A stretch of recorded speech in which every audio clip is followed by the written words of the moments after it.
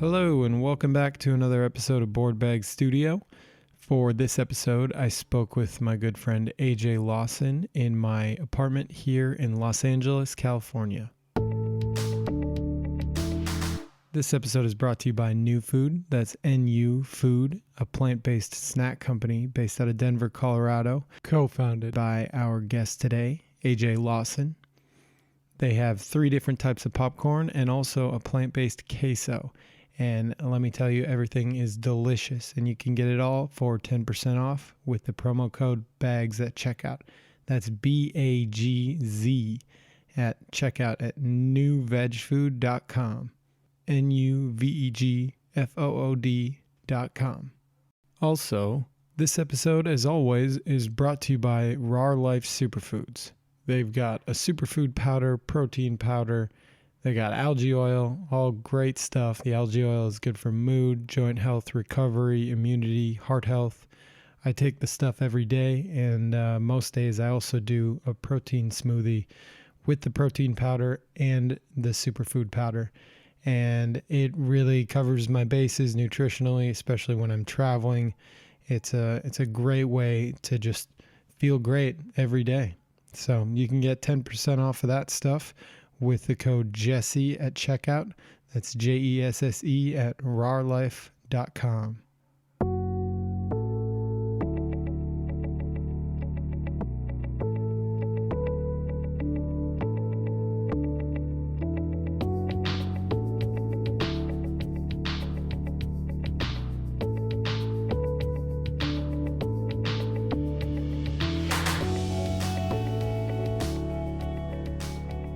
This episode was recorded all the way back in January, and I just want to apologize for delaying on releasing this.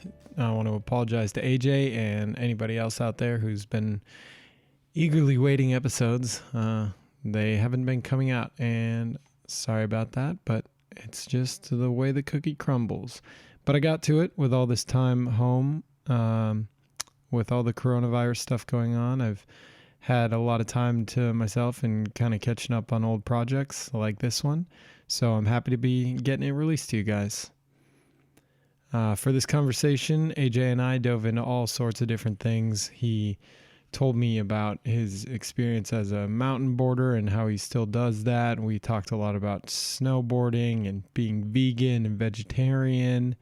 I got deep into my tempeh sandwich that I like to make, which I actually had one earlier today, so that's pretty cool. I highly recommend it. It's delicious.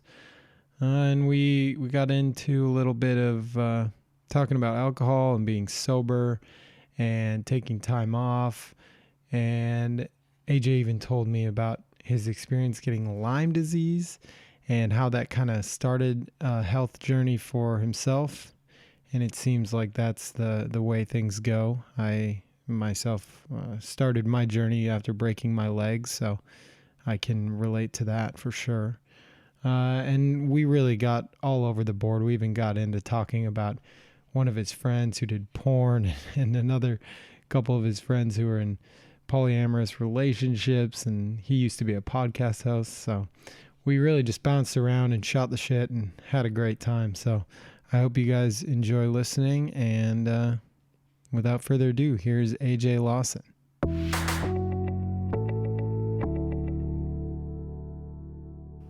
It's a crazy story, actually.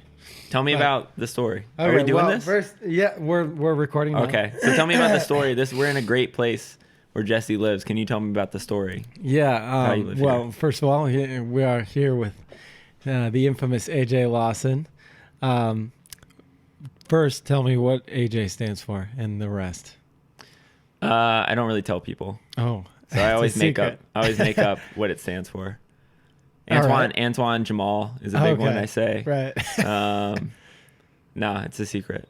All right. Some people know. You may know. I mean, I heard the A last night. You heard the A last night. Yeah. I like to keep it a mystery. But my name, I was always AJ, and like the rest of the names were like added to it, and so my mom has never called me by my first name. She calls me AJ.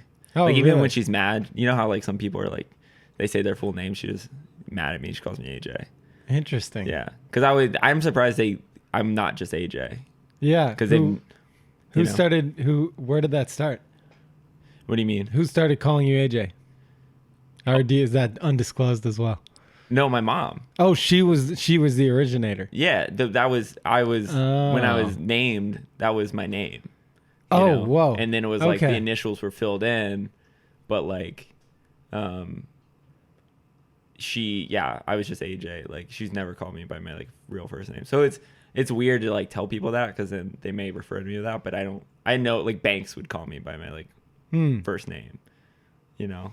Huh. That's why I kind of like. I like to keep it I like to be a little mysterious sometimes. Right. I mean, last night when they called your order, you were kind of like, did they hear that? That's what it looked like.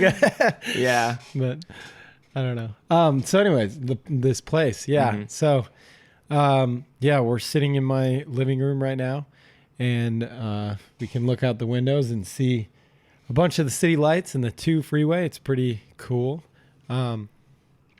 But basically, we're living, Ashley and I were living in Salt Lake City, and we were thinking about coming out here because she wanted to get into production and stuff. Yeah. And we were looking on Craigslist, looking on a bunch of different things, and she found this ad on Craigslist that was like, I looked at it and I was like, that's not even, why, this is nothing. Like, it was literally like a picture of a wall almost.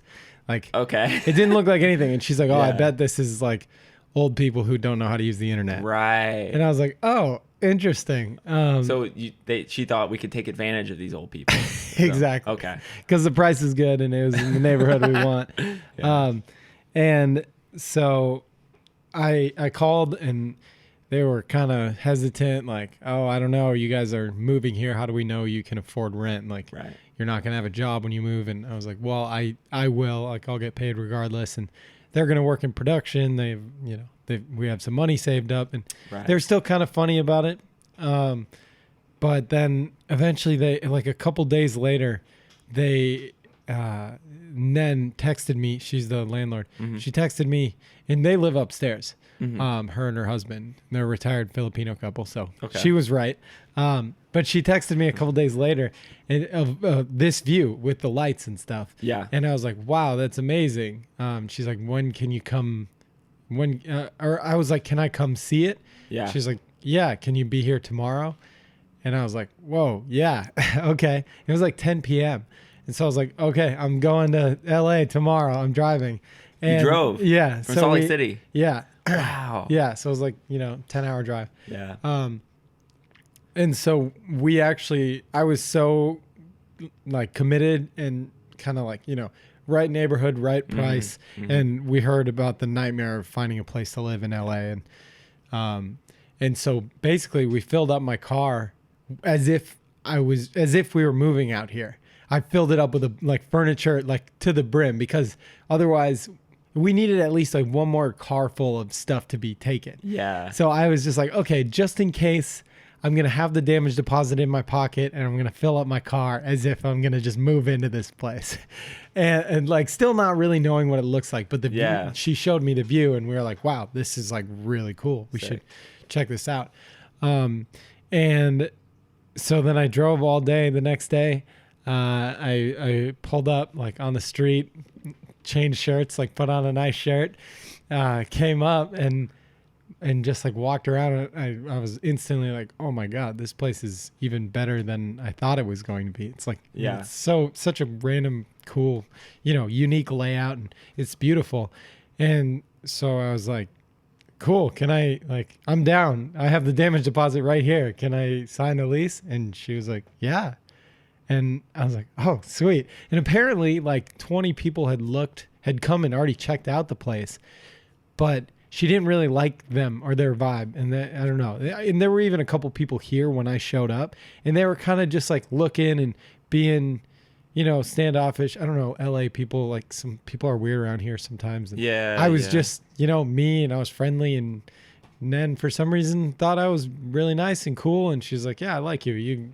You can have the place basically. Then she made me dinner, and she let me move all the stuff in from my car. Oh, really? Just put it in a bedroom. Yeah. Was anyone living here? Or is it no. Just, it was okay. It was empty, but we were signing the lease for the following month. It was like middle of the month, and we were signing the lease for the following month. Yeah. And so just did that. And did you just turn around? You just like actually I stayed at Eric Hoffman's house. Oh yeah. And then drove back the next day. That's wild. Pretty much, yeah. Yeah. And then I mean, we got this place and it's insane. Like we don't pay, it's like it's $2,200 a month for there's 3 of us, so split it 3 ways, and we don't pay utilities. We've got a backyard, a view, a driveway, fruit trees, like a bunch of stuff that you don't really. I mean, it's pretty much like anywhere else we're gonna move in LA, we're probably gonna downgrade. So right. So it's a great first spot. But so that's the story. That's awesome. Where we are now. That's really cool. Like the fruit trees alone would, you know what I mean? Like a fresh orange, you wake up. Oh man. You know, you could probably be naked up here. You're like somewhat secluded, even though you see a lot of things. And you just walk out your front door naked, grab a fruit tree like our ancestors used to do. Yeah, I mean, I've done that. I mean, not naked. I've been out there naked when it's dark out. But in the mornings, I'm always out there in my boxers. And it's funny because you feel like you're separate from everyone. But then if you're like actually on that street down there that you can see from up here, you can see our backyard like clear as day. So I'm sure some people are like, sometimes maybe you're looking out their back window and they're just like, oh, there's that guy just in his boxers on the top of the hill again. But whatever. And they think you're some weird guy. But then if they know you, they would be like, oh, he's cool. Yeah. Exactly. That's awesome, man. Yeah. Yeah. I'm stoked for you. Thank you. Yeah. I'm just stoked in general too. I want to tell you that. Just in life. I'm stoked. Yeah. What are you stoked about? You stoked about your popcorn? We're eating some new food, popcorn right now. New veg food. That's your company. Vegan food, popcorn, many flavors. Tell us the story. Yeah. So I've popcorn's been a big snack in my life for a long time. When I was a kid, I loved like microwave popcorn and watching movies like all the time, right? And then like my mom and I would make it on a stove and we just add our own flavors, and I would like experiment with like mostly like cheeses. Like I'd always put different cheeses on popcorn. Like that was my big thing. Like melted cheese or like and like Parmesan cheese and like just I would try to melt the cheese. Like to me that was like really good, you know. But I would try different things. But then I'm trying to think how from there. So, I was just making it as a snack, and I met these people in college. So my college had like on the weekends they did like free food. It like had like a snack bar, like a buffet, and it was just like in the student union. And this kid and I were wearing the exact same jacket, which was like crazy pattern. Like I would buy like the cheapest clothes that were like insane looking. Yeah. Because I was just like, it'd be funny. I don't know. Like where'd you buy it? This place called Gabriel Brothers, which I don't think is throughout the country. It's like Southeast kind of. It's kind of like a Ross or like an Overstock store. You know what I mean? Right. But I found like what did I find? The True Religion jeans. Nice. And stuff like that, like just overstocked. And I had this crazy jacket, and we were both wearing the same jacket. And I was like, "Oh, dude, you want to hang out?" And nice. And we started hanging out, and it was him and a girl. His name was Chris, and we were just eating pasta. And they brought this stuff out called nutritional yeast. They had a little baggie, and they sprinkled it on the pasta. And I was like, "What is that?" And they're like, "Oh, it's this nutritional yeast. It tastes really good. It's kind of cheesy. It's really like a lot of vegans and vegetarians eat this." And I'm like, "Oh, you guys are vegan or vegetarian?" I was a vegetarian at the time. They're like, "Oh yeah, we're vegans." I'm like, "That's really cool." And I tried it, and I was like, "This is awesome." And they're like, "Well, it's really also good on popcorn." And I started doing that. Oh yeah. And then that's how I ate my popcorn, was nutritional yeast and popcorn. Like just popped it. Yeah. And I was making it like every night for a long time. And I was like, I really want to be able to just buy this. It can be like go to 7-Eleven and buy this, or Whole Foods, Right. And eventually I met someone that became my business partner that like, she was like, I think we could sell this, because people that weren't vegans were liking it. People that weren't vegetarians, they were like, this is good. Yeah. And they were going out and buying nutritional yeast. Like, they were like, oh, this is awesome. So we talked about it. We planned it out a little bit, not as much as I would have liked. What year is this now? 2017. This is almost 2 years ago. Yeah. And we just launched. We were like, had a little thing in our kitchen we were making, and we just started selling online. And like, then we just made a website. Yeah. Registered the business, did all the tax stuff we had to do.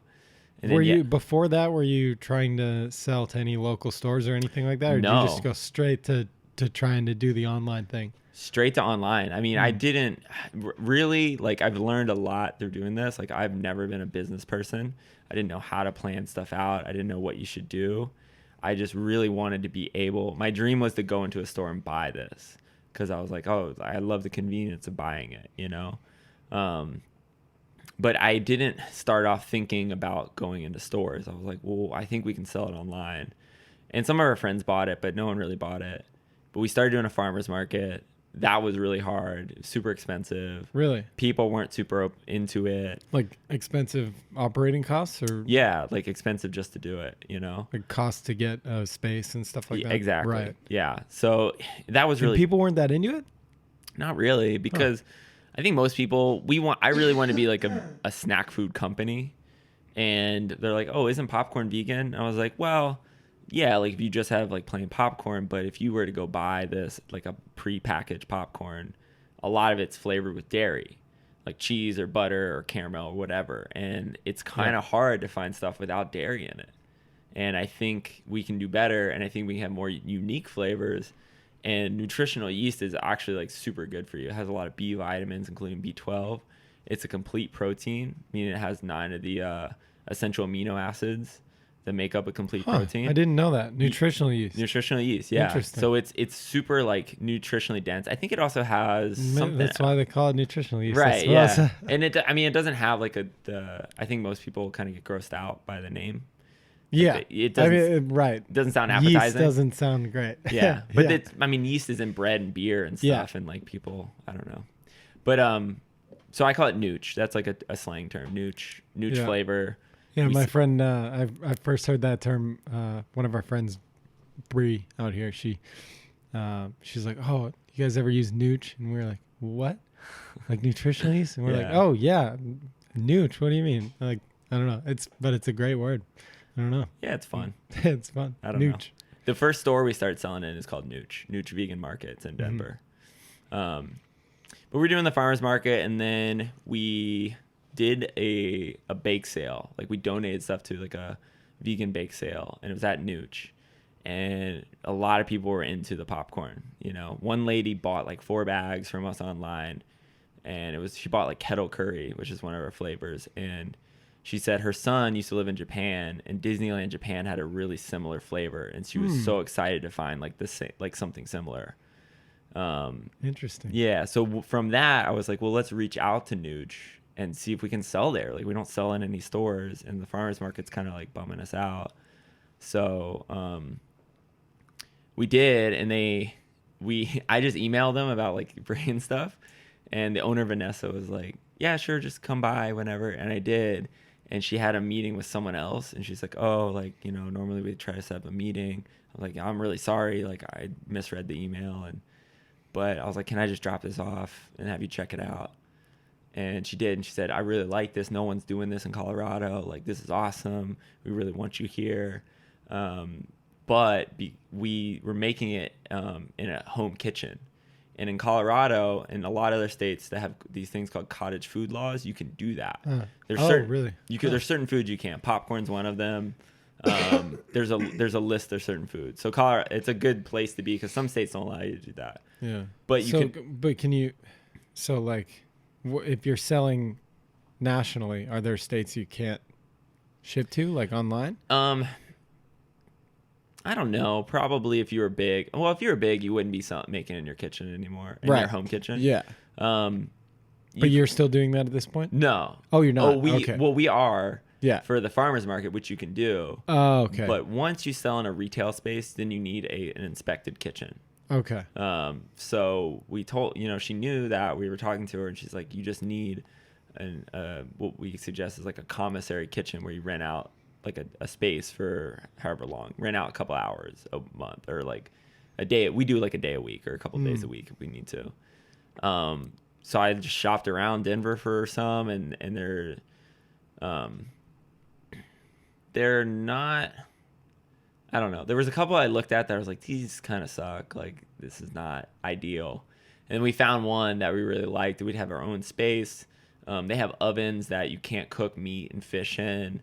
They have like certain rules about things. And we're like, that's kind of cool. Like, I mean, people cook things with meat, but just like in these ovens, you can't. They had something that allows us to make the queso that we make. They have this thing called a Roboku, which is a huge blender. And we use that for our queso. Yeah. But it was cool. And we just went through that process and signed up, and we had to do all these like licenses through like different government agencies. And then we told her we were ready and we have our product, and she put in an order, and I dropped it off. I drove it there, and she's like, we kind of changed our packaging, and she liked it, and she's like, okay, we'll see how it does. And like, we set up times to do demos or like sampling. And yeah, we've been there for almost a year and a half now. And I'm like super excited that we're there, and we're in a couple more places. I mean, we are really small. Like, I still make it. I still do a lot of stuff. You know, my business partner and I are basically the only people that actually do anything with it. I mean, we get help from people, but it's still a pretty small operation. So what's the growth been like? I mean,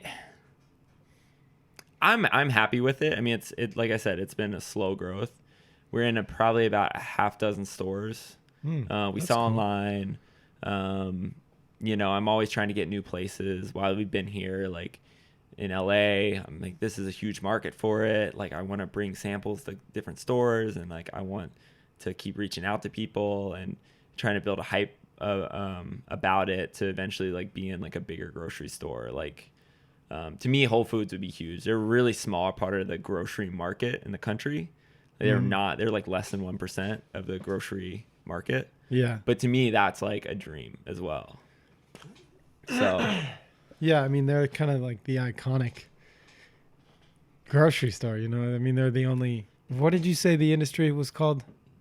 Not Whole Food, health, natural I say like natural food. This is technically like CBG or consumer packaged goods.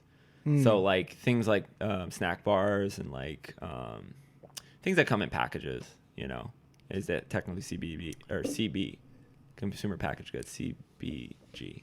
CBG. CBD. Not ACDC. So that's CBD popcorn. CBG. I've thought about CBG popcorn. I've thought about CBD popcorn. Yeah. CBD, I don't know about here, but in Colorado, it's like blowing up. Oh, yeah. CBD is blowing up everywhere, I think. Yeah. Yeah. But it's like everyone loves it. Everyone's into it. Yeah. Just put some CBD oil in there. Do you use some kind of oil to get the coating to stick? Is that what it is? Yeah, I use an oil mixture. So I use flax oil, which has a lot of omega-3s, olive oil, and I use canola, which a lot of people are uncomfortable by canola. Yeah. The reason I use that, not like avocado oil or coconut, is those are like, well, cost, and then those are pretty major allergens. And one of our big things in the beginning was like avocado. Yeah, people have like tree nut allergies and like. I don't even think of avocado as a tree nut. I guess is it? I've had a friend that was allergic to tree nuts, and he was allergic to avocado. I may be wrong, but I think it people may have a problem. Like, well, like a lot of people that might be an allergen, you know. And one of our things in the beginning is like, we really want this to be as open to as many people as possible. So like, I think we were using something that had soy in it, and we cut that out. I think we had our queso is nut free, which we, you know. Oh, really? Which is cool. We did a Veg Fest. We did Veg Fest Colorado last summer, and we were next to another queso brand called Honestan, and they are cashew based, and they're great. They're an awesome company. They're local. They're from Louisville, Colorado, which is halfway between Boulder and Denver.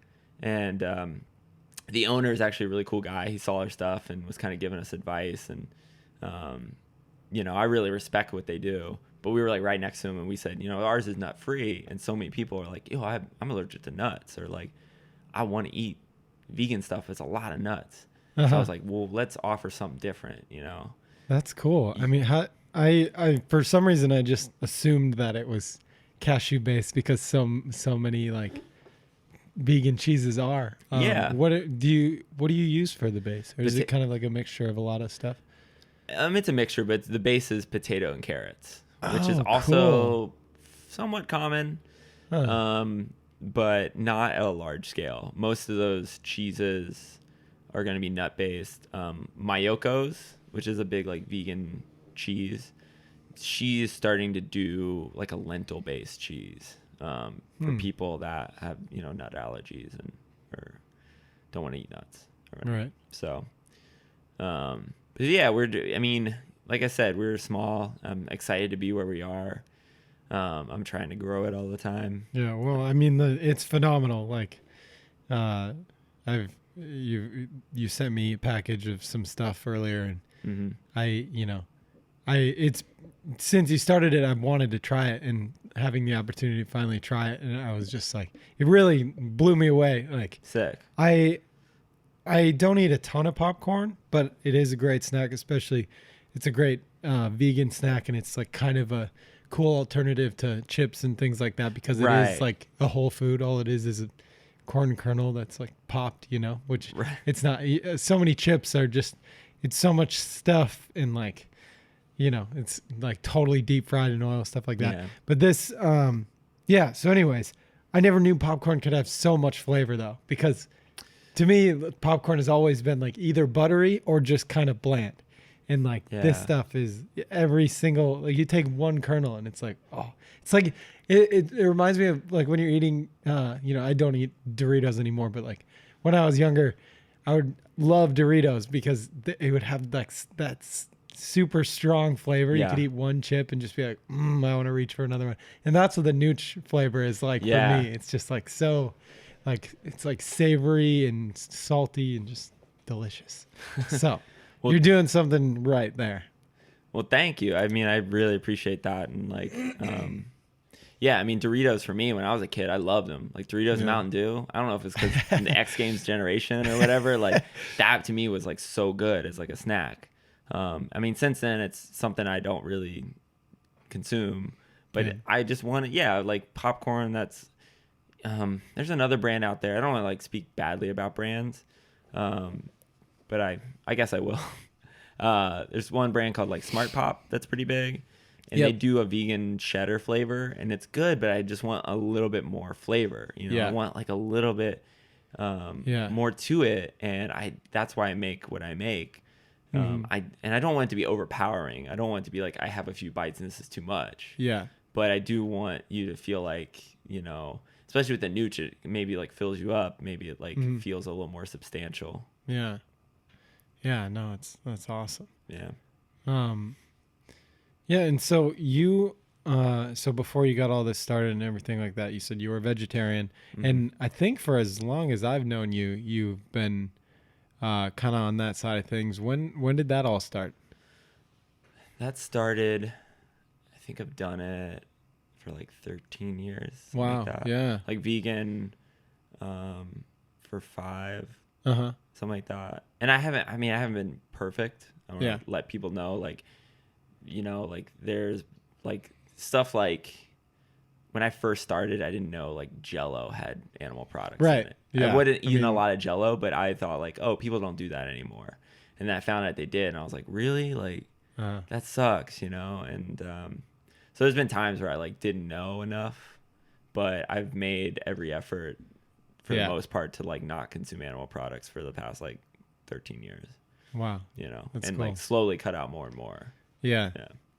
And so 13 years ago, then you were probably like what, 19? Yeah, I was like 18 or 19. I think I was 18, so maybe 14 years. Was there something in particular that happened, or it just kind of was like a kind of made you, because when you grow up in America, that's, unless you have kind of like hippie parents, which I feel like someday I will be that to my kids. But are you gonna have kids soon? Probably not soon, but definitely eventually. Sure. But yeah, like sorry, long question. Yeah. How did it happen? Well, I can try to condense this as much as possible. Kind of a couple things. So one of the thing that really started it was I saw this report on the news from the UN Farm and Agriculture Organization that said, animal agriculture is the leading cause of climate change, and more so than transportation, has the most like carbon emissions worldwide. And I really, because I guess snowboarding, I really cared about what I could do to make an effort to reduce my carbon footprint. So I was like, I love the idea. I want to recycle. I want to, even little like carpooling is really important to me. Like if we're all going snowboarding, let's ride together, it seems crazy to me. We're going to drive all this way and take separate cars when we're trying to enjoy the outdoors, Right. And I kind of wanted to do everything I could. So I was like, wow, like if I don't eat meat, that's a big step. So I was going to do it for like 2 weeks, and then it just turned into a lot longer. But I was living in Europe, like in the summers when I was in high school, and I met a lot of vegetarians. I met a lot of vegans there, and I had never known anyone personally that had done that. I was eating food with them, and I was like, wow, this is good, And there was times where my friends, like I remember like we would make sandwiches at this place and for lunch, and it was like ham or hummus, and I ate hummus for the first time. I'm like, this is so good. Hummus is like my favorite food. Yeah, it's awesome, right? Yeah. And I would just make a hummus sandwich instead. I was like, I like this better, And so there was a little bit of that, people like showing me like, hey, there's stuff maybe you haven't discovered that's plant-based. Another thing that happened kind of around that same time, two things. One of the things that happened, I was in a country and I ate some food. I didn't know the language, and I found out later it was dog and or cat meat. And I was like, wow, like that made me pretty upset. Like I had dogs as pets growing up, and like I don't look at them as food. Yeah. And then I said, well, what else? I started making a connection, like maybe pigs and cows aren't food, maybe I'd have the same experience in them as dogs if I had grown up, having them as pets. Right. So there was kind of all these culminations of events that I was like, made me really question like the food world. And I have a friend who has, or knows someone. He's a friend.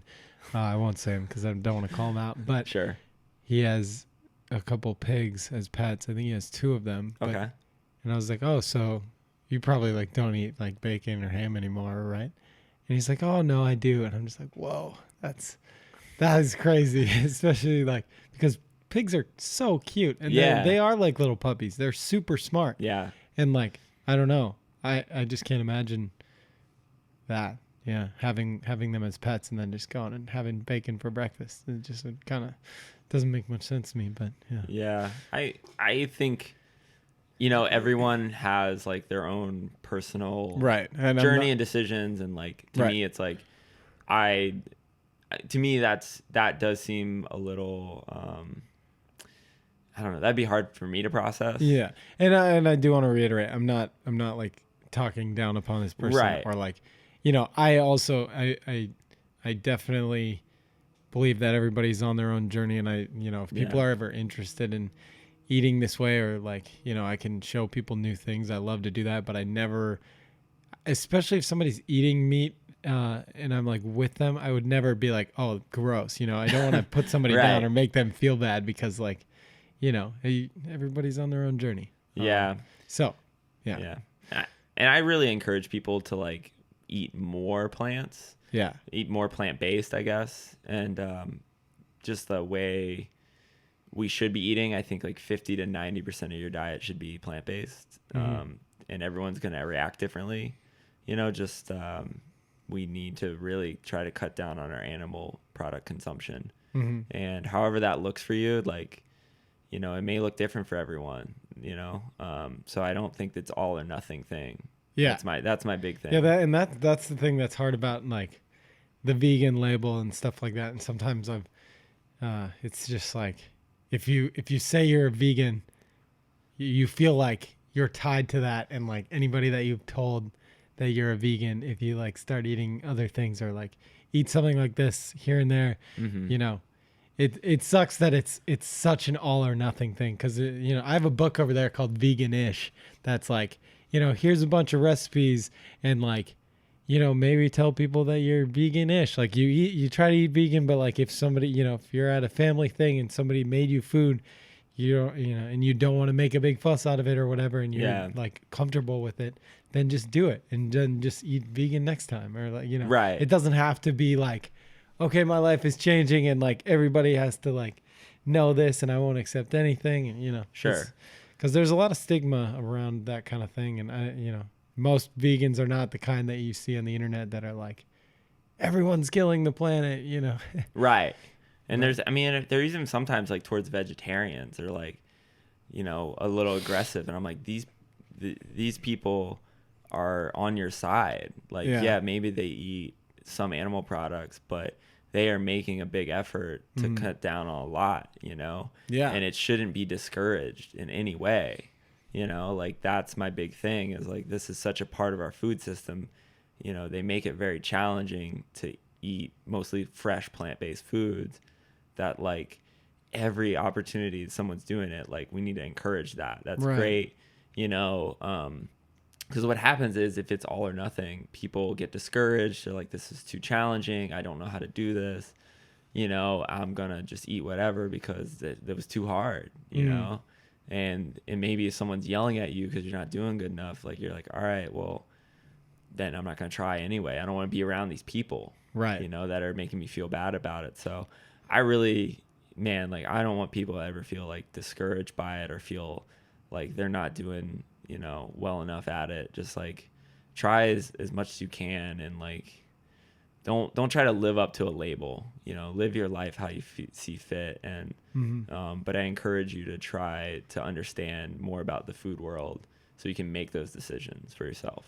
Yeah, because a lot of it is easier than it might seem, even just, you know, substituting one thing for another and just like getting educated. And what's funny is I read this this pro-vegan book one time, and you know how people are sometimes doing like meatless Monday and stuff like that, and it was like talking against that, like, oh, you shouldn't just like, if you're, you know, even if you just cut out meat one day, there's still all these, you know, all those other days you're still contributing to this much climate change and like talking bad about it. But for me, it's like, if somebody like, you know, for instance, my family, my dad, he eats meat every day. He always has. My, you know, my grandparents, it's just what most people do. And food is just, you know, it's what you eat, you know?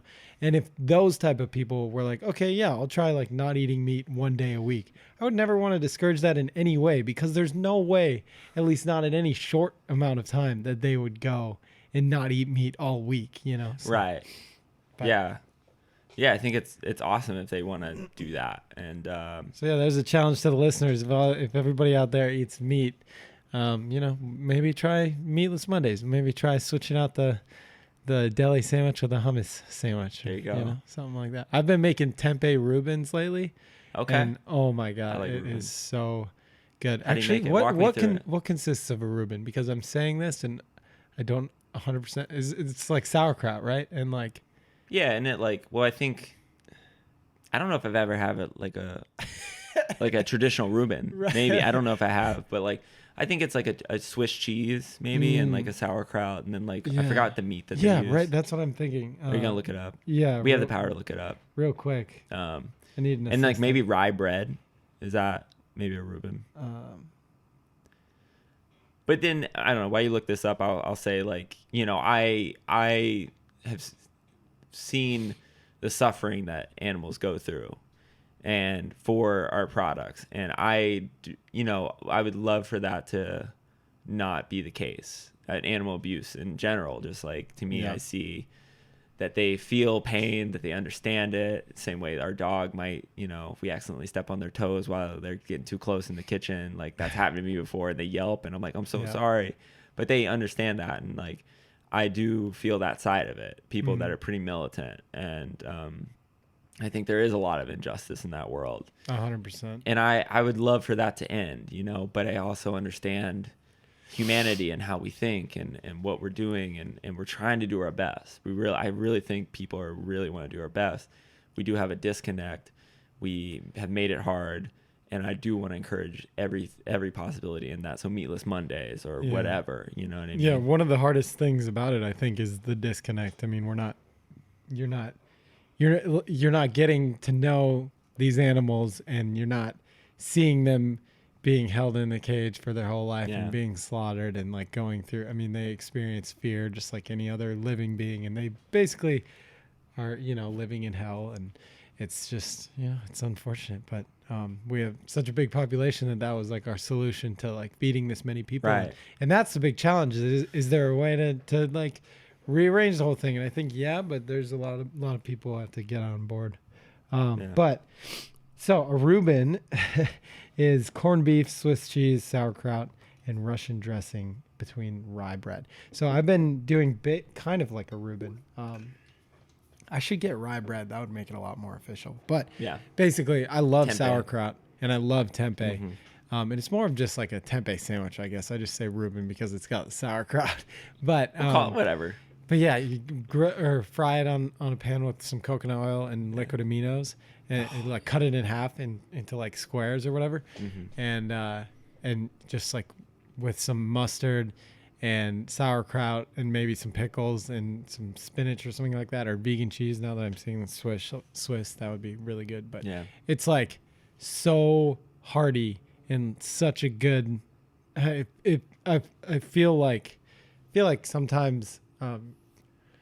If you're replacing meat with other stuff, it can feel like you're not getting as full, or at least at the beginning and stuff. And this is something that's like, I feel like I ate a meat sandwich. I'm just like, oh yeah, I'm stuffed. Sure. So that's always good. I'd like to try it out someday. Sounds Yeah, delicious. you should Sounds try good. it. It's so good.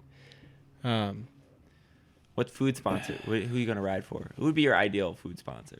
Not. I know you want to ride for me. I don't know how to budget right now. When I'm a big company and have a huge factory, you'll get on the team. We'll get a whole program. We'll be like the Red Bull, where you have like a workout, like a personal trainer. Yeah. Ideal food sponsor would probably be, like that vegan jerky would be awesome. The thing that is hardest for me is traveling and like having stuff that I don't have a fridge, don't have much space. Vegan jerky would be pretty cool for those reasons. But I also really like, I love tempeh. I love hummus. Both of those would be great. Sure. Avocados.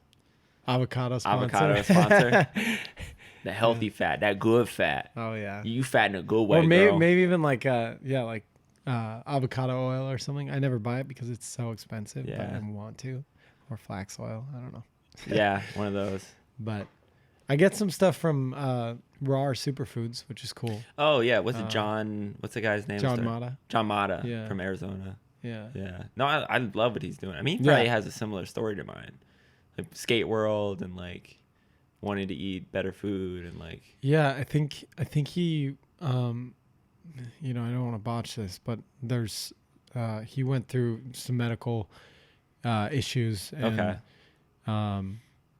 kind of I think he was like on some meds and stuff like that, and just kind of took a step back and was like, well, I don't want to live like this. I feel like I'm restricted. And then he basically just dove super deep into getting healthy and started like getting blood tests and kind of checking biomarkers and stuff and doing all these supplements and eating healthier, and basically got off meds and started feeling amazing. And he was like, wow, I want to like share this with the world, and started a company, superfood company, to help get products like that out there. And it's cool. I think it's really cool that someone like him, somebody from the skate world, is doing something like that, because like, as people in action sports in general, I think we're lacking healthy motivation.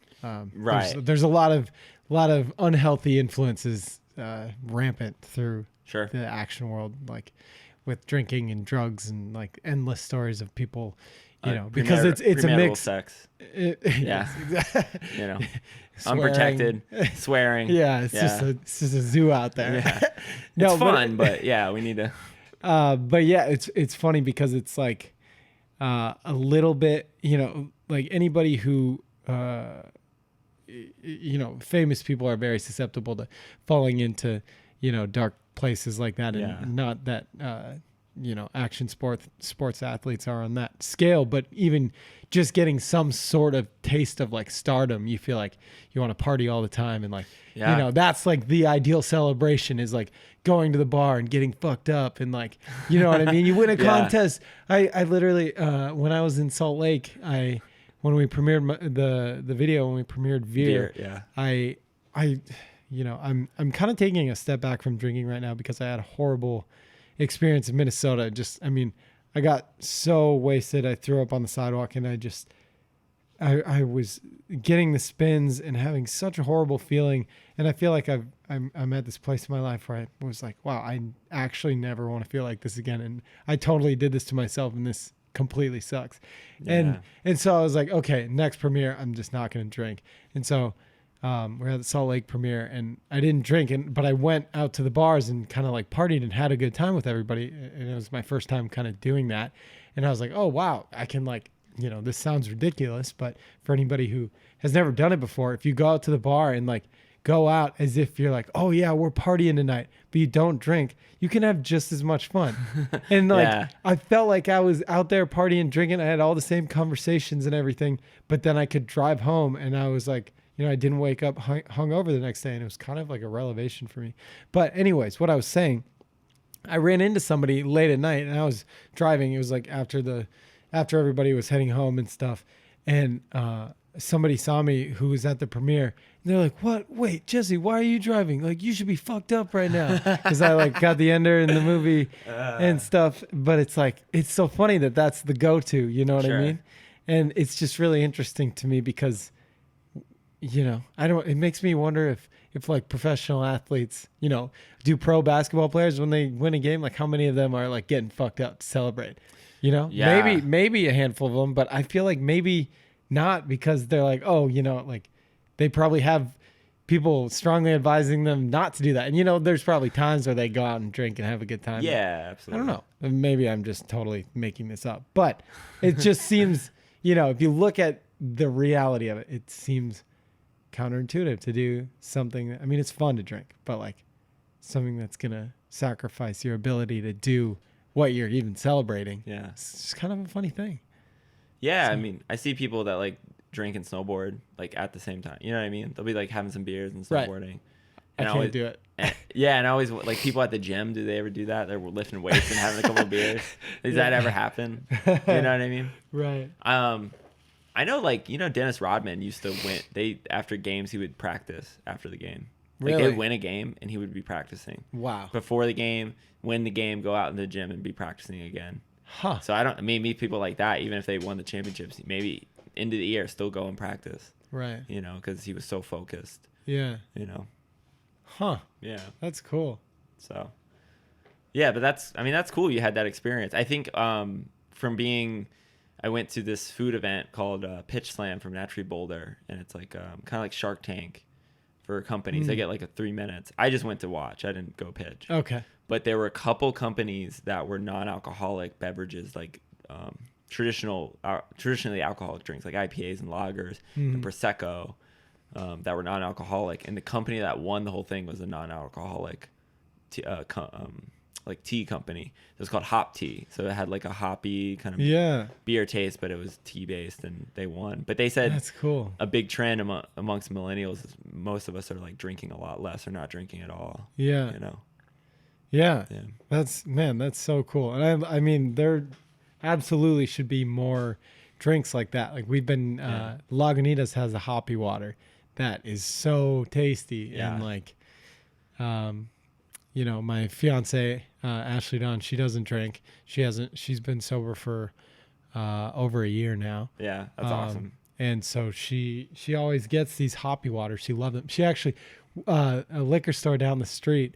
She went in and asked if they had them, and he was like, "Oh no, but like we can order some for you." Oh wow. And so they ordered some, and she goes in there all the time now. And she's Created like, the demand. she's like, right? And she's like, homie with the, she'll Yeah. like go in, and the guy will be like, oh, hey. She's like friends with the dude behind the counter at the liquor store, and she doesn't even drink. And like, I think that's such a interesting and cool thing. And Yeah. and that stuff, it tastes like, I mean, it kind of tastes like beer, but it actually tastes like better.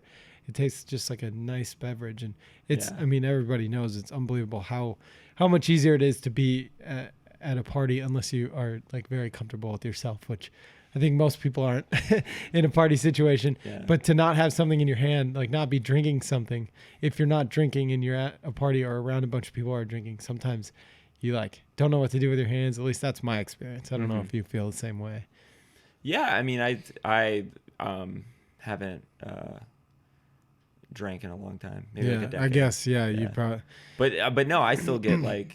being Like, at a do you party. feel like you when do you feel like you need to have something in your hand? I don't know. That's probably just an experience of somebody who's used to drinking. You're right. I like to talk with my hands. Right. So then I start talking Okay. with my hands. Okay. Very Italian thing to do is just like Yeah. talk to with your hand. You Italian?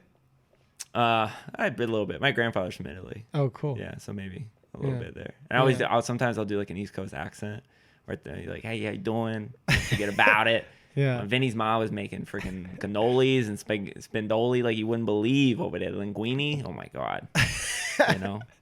Amazing. So I like to have fun like that sometimes. Yeah. But I don't. There's not many cultural things from Italy that I like to identify with necessarily. Just because like my grandfather like died when I was pretty young, so like I remember a little bit in the accent, like because he moved to New York and New York Italian accent. Come on, how you doing? Like Yankees fan or whatever. But like, I don't know. We didn't eat like. I actually went to Italy when I was younger and I didn't really like it. Oh, really? Yeah, it was weird. Why not? I just got like a weird vibe. I mean, I've always like dressed kind of crazy, and back then I was wearing like basketball shorts, like huge basketball shorts, and like basketball shoes, and like a big like long, like tall tee kind of. Maybe not that long, but like a bigger. And people were very fashionable there, and so I stuck out. You know what I mean? I was not. I was like, no one was wearing that, so people like stared at me, and I was like, stop staring at me, like, you know. I mean, it was really nice. I wouldn't say I like didn't like it, but it was just like not. I would go back, but Yeah. it wasn't like I was home, you know. Yeah. I don't know.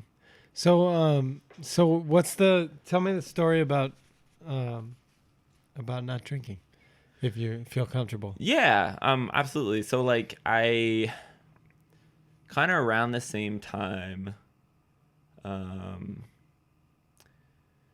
you know, I'm trying to think. I probably didn't drink alcohol until I was older. And I was like in Europe the first time I even like drank alcohol. Like it wasn't in the United States. And I tried it. Just never really got into it in the first place. No, a lot of my friends weren't drinking in high school. Like my close friends, Yeah. they were like pretty religious, honestly. Like most of them, and I wasn't. Like I did not come from a religious family. We didn't go, you know what I mean? But they were.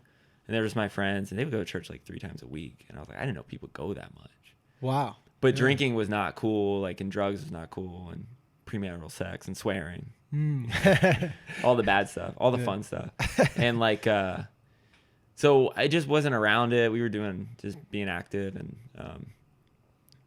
but I remember thinking like, this is like not something you should do too much, you know. And I got pretty sick when I was like 17. I had to go to the hospital. I contracted Lyme disease. Oh no. Which is pretty gnarly, I guess. Wow. Yeah. And it went, and it like, some people go mixed diagnosed or undiagnosed. I've heard of that. Yeah. Yeah, because it's like really weird symptoms, isn't it? Yeah, it's symptoms that are like I was tired. You know, Yeah. I have fatigue. Yeah. And some people have joint pain. Sometimes you get a rash from the tick bite. You know, but Doesn't it kind of like mess with your like thoughts in your brain a little bit too, or just kind of like foggy? Absolutely. Yeah. Yeah, absolutely. Like I wasn't doing well in school. You know, I had a hard time. Like I just was tired, and but I was not, and I was in Europe, and like I thought maybe I'm jet lagged, and like, oh, maybe I'm not sleeping well. And then I remember losing taste in my mouth, like my Whoa. tongue, like I couldn't really taste things. I was like, did I burn my tongue? And then I woke up one morning and the right side of my face just drooped down.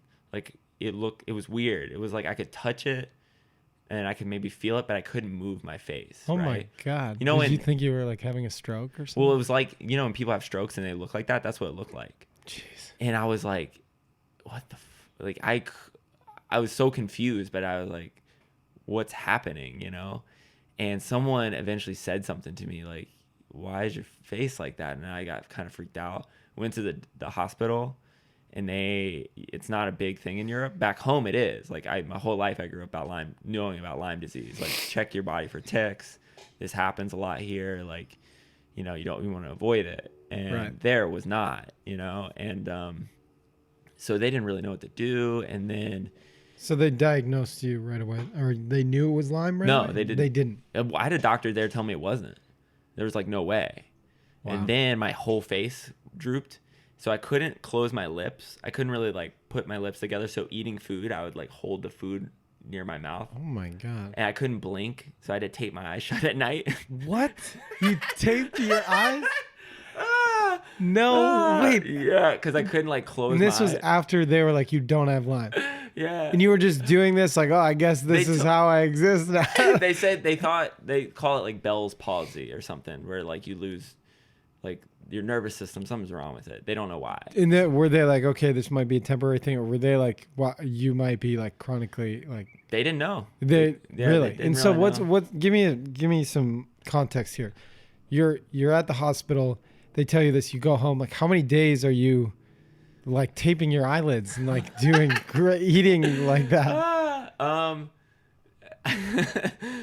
I don't remember. I think I went there that day, and I was there all day, and then like they sent me home, and like a couple days later, I'm not feeling well. Again, it's getting worse, and I go back. I go to different hospitals. I finally, maybe over a 2-week span, I'm going back. My aunt is like a registered nurse from Maryland, and kids come in with the same symptoms all the time, and it's always Lyme disease, right? Because it's huge there. She's like, you should get tested for Lyme. I think that you have this. I think you probably got it when you're back home in West Virginia. This is common. That sounds like the exact same symptoms. You should get tested for it there. So I started talking to them about it. I was like, hey, like, you know, I don't want to like diagnose myself or have someone overseas diagnose me, but like my aunt, who's a nurse, has seen this a lot, thinks maybe you should test for this. And I had a good doctor there that was like, yeah, we're going to do some tests. So they took some blood, they had it sent away. They did a lumbar puncture, which they drained fluid from your back. Oh, And they did like maybe some other stuff. was that painful?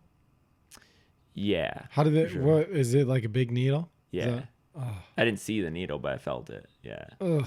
Did they give you any like Novocaine or anything, or was it just raw? No, dog? I don't think they raw dogged it. I think they put like something on there. I can't remember. Probably they put something on there, but it felt weird. So they did a bunch of tests. They were kind of like, yeah, the initial test makes us think this is what it is. So what we're going to do for treatment, we're going to start the treatment.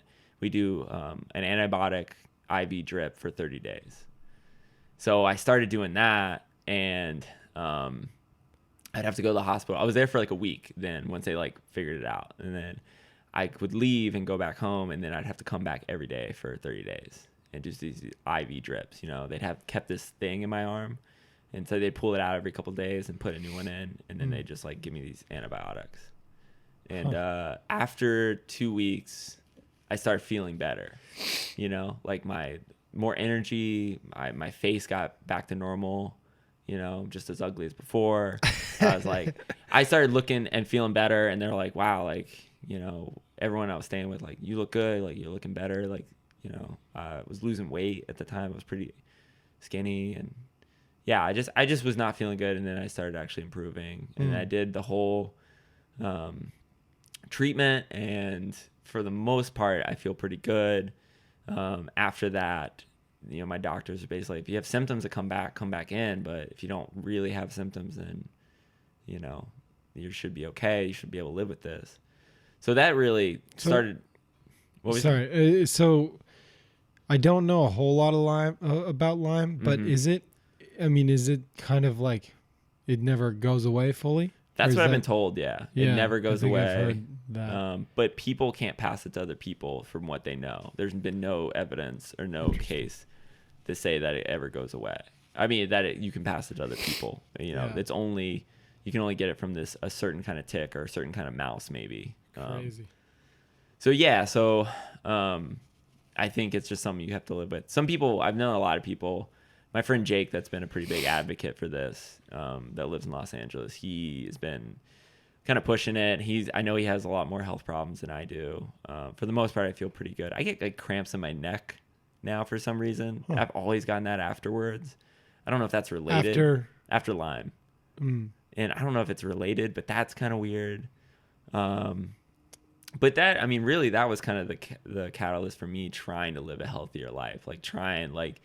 So you they're like, okay, I don't think this is gonna come back. Did you ever have to get more treatment after that, or like that was it, and then since then, you've just kind of tried to stay healthy? Is that what you're saying? Yeah, absolutely. Right. Yeah, I have never really gone back for that, you know, and I think I feel okay. For the Yeah. most part. So then, after that, was it like, okay, I'm gonna, this was it kind of like, okay, this was a crazy thing. I'm gonna stop drinking. I'm gonna be healthy, or was it kind of like a gradual process? I mean, Yeah, I think what was it like? Yeah, I think it was. Because that must have been scary and like kind Oh, of my God, a for crazy sure. thing to Yeah. know that like, okay, I potentially have this for the rest of my life. Like, Yeah. I'm just wondering if it was like that day you got home and you're like, I'm living differently, or if it was kind of like a slow transition. Yeah, I mean, I was scared, you know. Yeah. I was definitely like, wow, like this sucks, you know. To put it in more like, I don't know if this is like crazy or not. So like the reason I was in Europe, I was like mountain boarding like competitively, and I was like doing mountain boarding contests, which are like these off-road boards. I don't know if people have seen these things, you know. Most Yeah, people, we'll get into that in a we little can bit. talk. But so I was Yeah. there for that, and like some company that was a clothing company that was it was called Headworks. They were like a surf company. They were like flew me out there, and they did this big presentation like, you're gonna be the European Open champion. You're gonna be all Wow. these things, world champion, all this, you know. And I started getting sick and not doing well, and they were kind of like, yo, we got to cut you, you know. Oh what I mean? no. And I just was like, man, like I lost this opportunity. I'm here to do this thing. Like, this sucks, and I feel sick. I'm scared. Like, I'm in a foreign country. Like, I don't know what to do. Like, yeah, it sucked. It was like really shitty. How long were you there? Like 5 months, something like that. Whatever. Yeah, I think like 5 months, almost Wow. half a year, maybe. It's a long time. Yeah. And I tried to fly home. I mean, it was a whole crazy thing. So I was doing that, and like I felt so down. I felt like so like what is my life going to be from now? Am I going to live with this forever? Like, you know, I hate this. And so when I started feeling better, I didn't want that to stop, like feeling better. So I kind of like became more a part of my life. Like if you win a contest and it's like, let's drink. And I was like, I don't want to drink. I don't want to feel bad, you know. I don't want to do something that makes me feel bad. And it wasn't like I never drank again after that, but I definitely drank a lot less and less. So eventually I was like, you know, I don't think this is part of my life. This should be a part of my life in any way. Like, it's never enjoyable, you know. And I just really don't want to make myself feel bad, right? Right. So then, I don't know, I just kind of eventually stopped and didn't really do it. And I just told people, like, I don't really drink, or I don't drink at all. And, you know, and it's been probably 10 years since I last drank any alcohol, you know, or maybe longer, 12, I don't know, 12 years, 10, 12, maybe 12, Yeah. something like that, a decade. That's cool. Yeah. Positive impact, I'm sure. Good things. Yeah, I don't, Just- I don't. I mean, I guess you never really like, if you were never really too much into it in the past, you know, I mean, Yeah. but I don't know. That's cool. It's cool to hear that story. I had no idea you had Lyme, and like, wow, that must have been so crazy. But Yeah, man. You know what the other crazy thing is? I've heard people that have gotten Lyme or bitten by a tick that develop a meat allergy, like a red meat allergy. Yeah. Yep. So I've I heard of don't. that. Yeah, I don't know if there's any correlation to me stop eating meat. Like maybe I felt better when I stopped. You know what I mean? Yeah, interesting. I've thought about that sometimes. I was like, maybe. I mean, it kind of was around the same time. Maybe I just felt better, and like. Yeah. I maybe think it's like the Lone Star tick. Is that what it is? Maybe. Oh yeah, maybe. But no, interesting. Huh. Yeah. So what let's get into the mountain boarding. So Sure. yeah. Not many people know that world exists. Sure. How'd you get into that? And like, yeah, so a mountain board is it's basically you're not strapped in. Well, you are, for sure. but like it's not like snowboard bindings, right? Or how does it lock you down? Is it like shoes in there? Do you wear a certain kind of boots? I know nothing about it. I know that you're locked in, Yeah. but like what does that look like? Yeah. So the best description how I can describe a mountain board, I guess, is like it's like an off-road downhill skateboard, if that makes sense. It's like a longer board with the wheels go on the outside. They're about 8-inch wheels. You can ride off-road. They're like tires, right? They're like With tires, air. with air. Yeah, Yeah. with tubes, tires. You can pump them up. And then the bindings, people have different kinds of bindings. Most people have like a big strap that just goes over their foot that they ratchet down, like a big ankle strap. I have like a heel strap behind my foot, so I like stay locked in because I want to be in more control. And I just wear like shoes, like mostly skate shoes. I kind of wear like a bike shoe now, like it looks like a skate shoe because it's a little stiffer. Is it like a mountain board shoe? No, there's no mountain board shoe. Really interesting. Yeah, like a BMX or like a bike shoe. Or like most people wear skate shoes. Like half cabs are a pretty popular mountain board shoe. And I mostly rode in skate shoes my whole life. But I just want to try something else.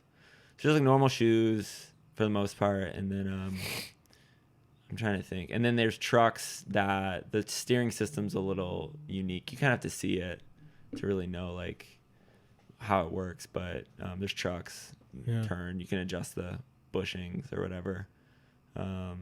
Is it popular where you grew up?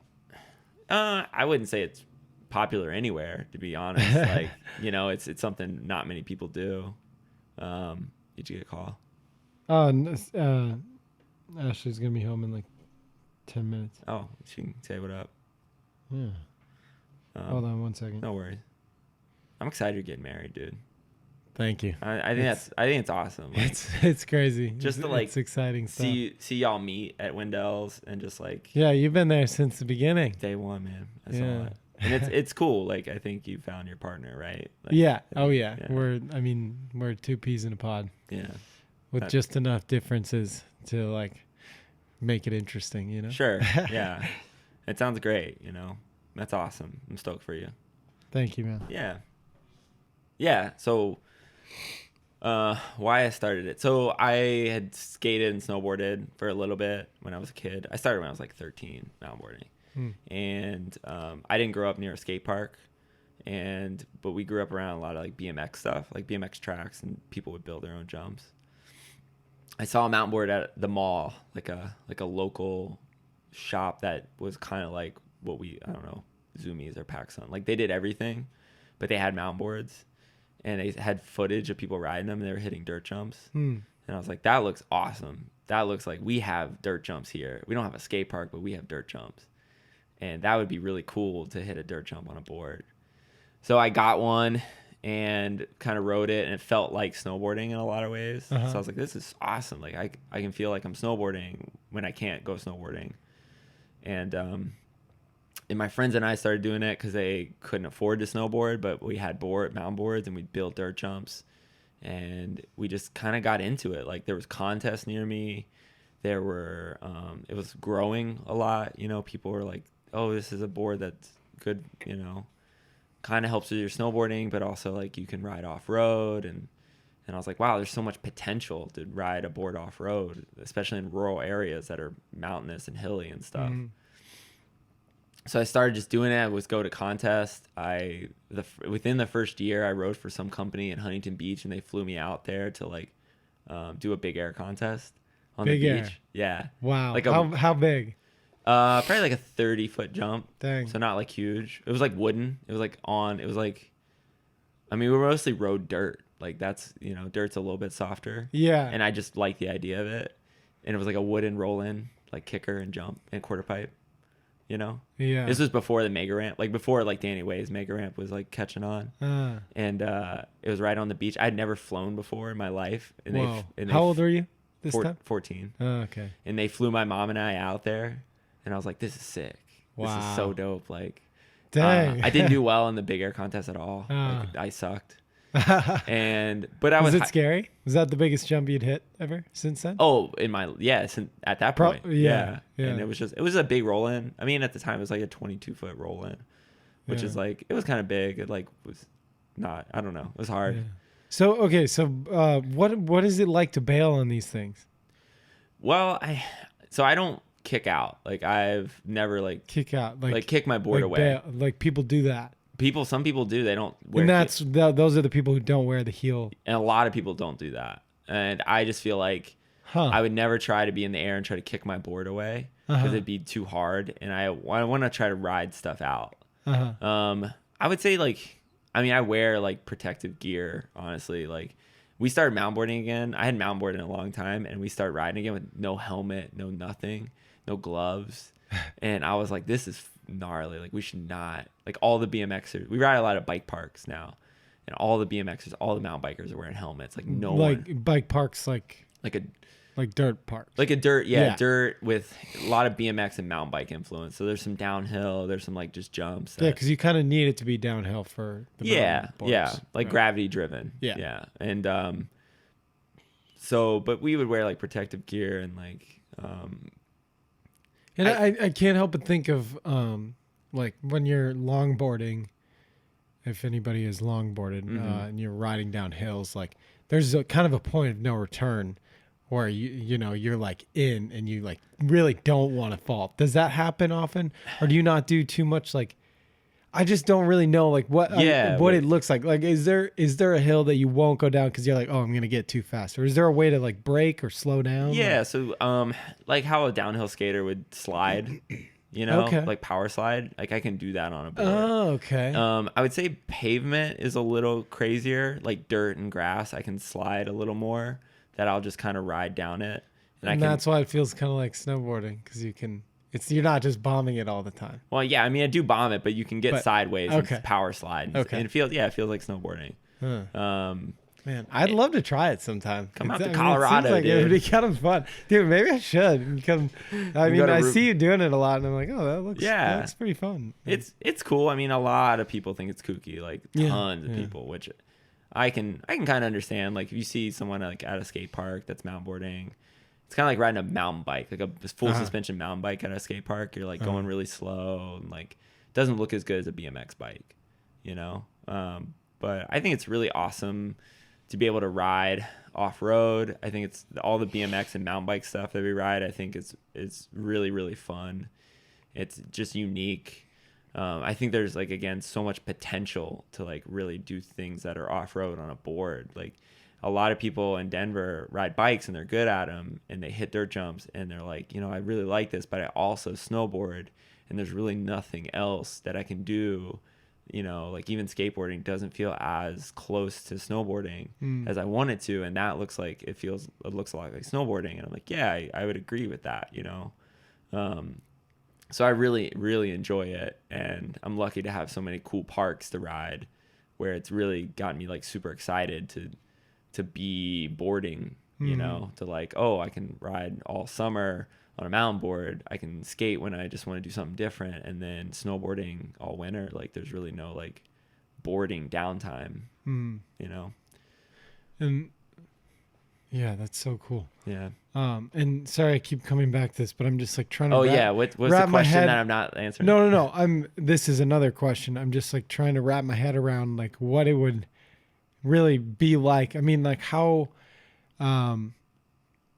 Is there ever an experience of kind of like catching an edge on a snowboard where you just are like tumbling, or, I mean, yeah, you know what I mean? Is it like just because the idea of being, if you imagine that you were strapped in on a skateboard at a skate park you can imagine like you would fall in ways that would be like not very fun. Sure. Yeah. But I mean, understand how that. easy is it to kind of like roll out, or how often do you even getting yourself in situations where you need to roll out or where you might scorp or something like that? You know, does that happen Right. often? I would say like, I mean, falling in anything, I've had bad falls. I've had like mellow ones.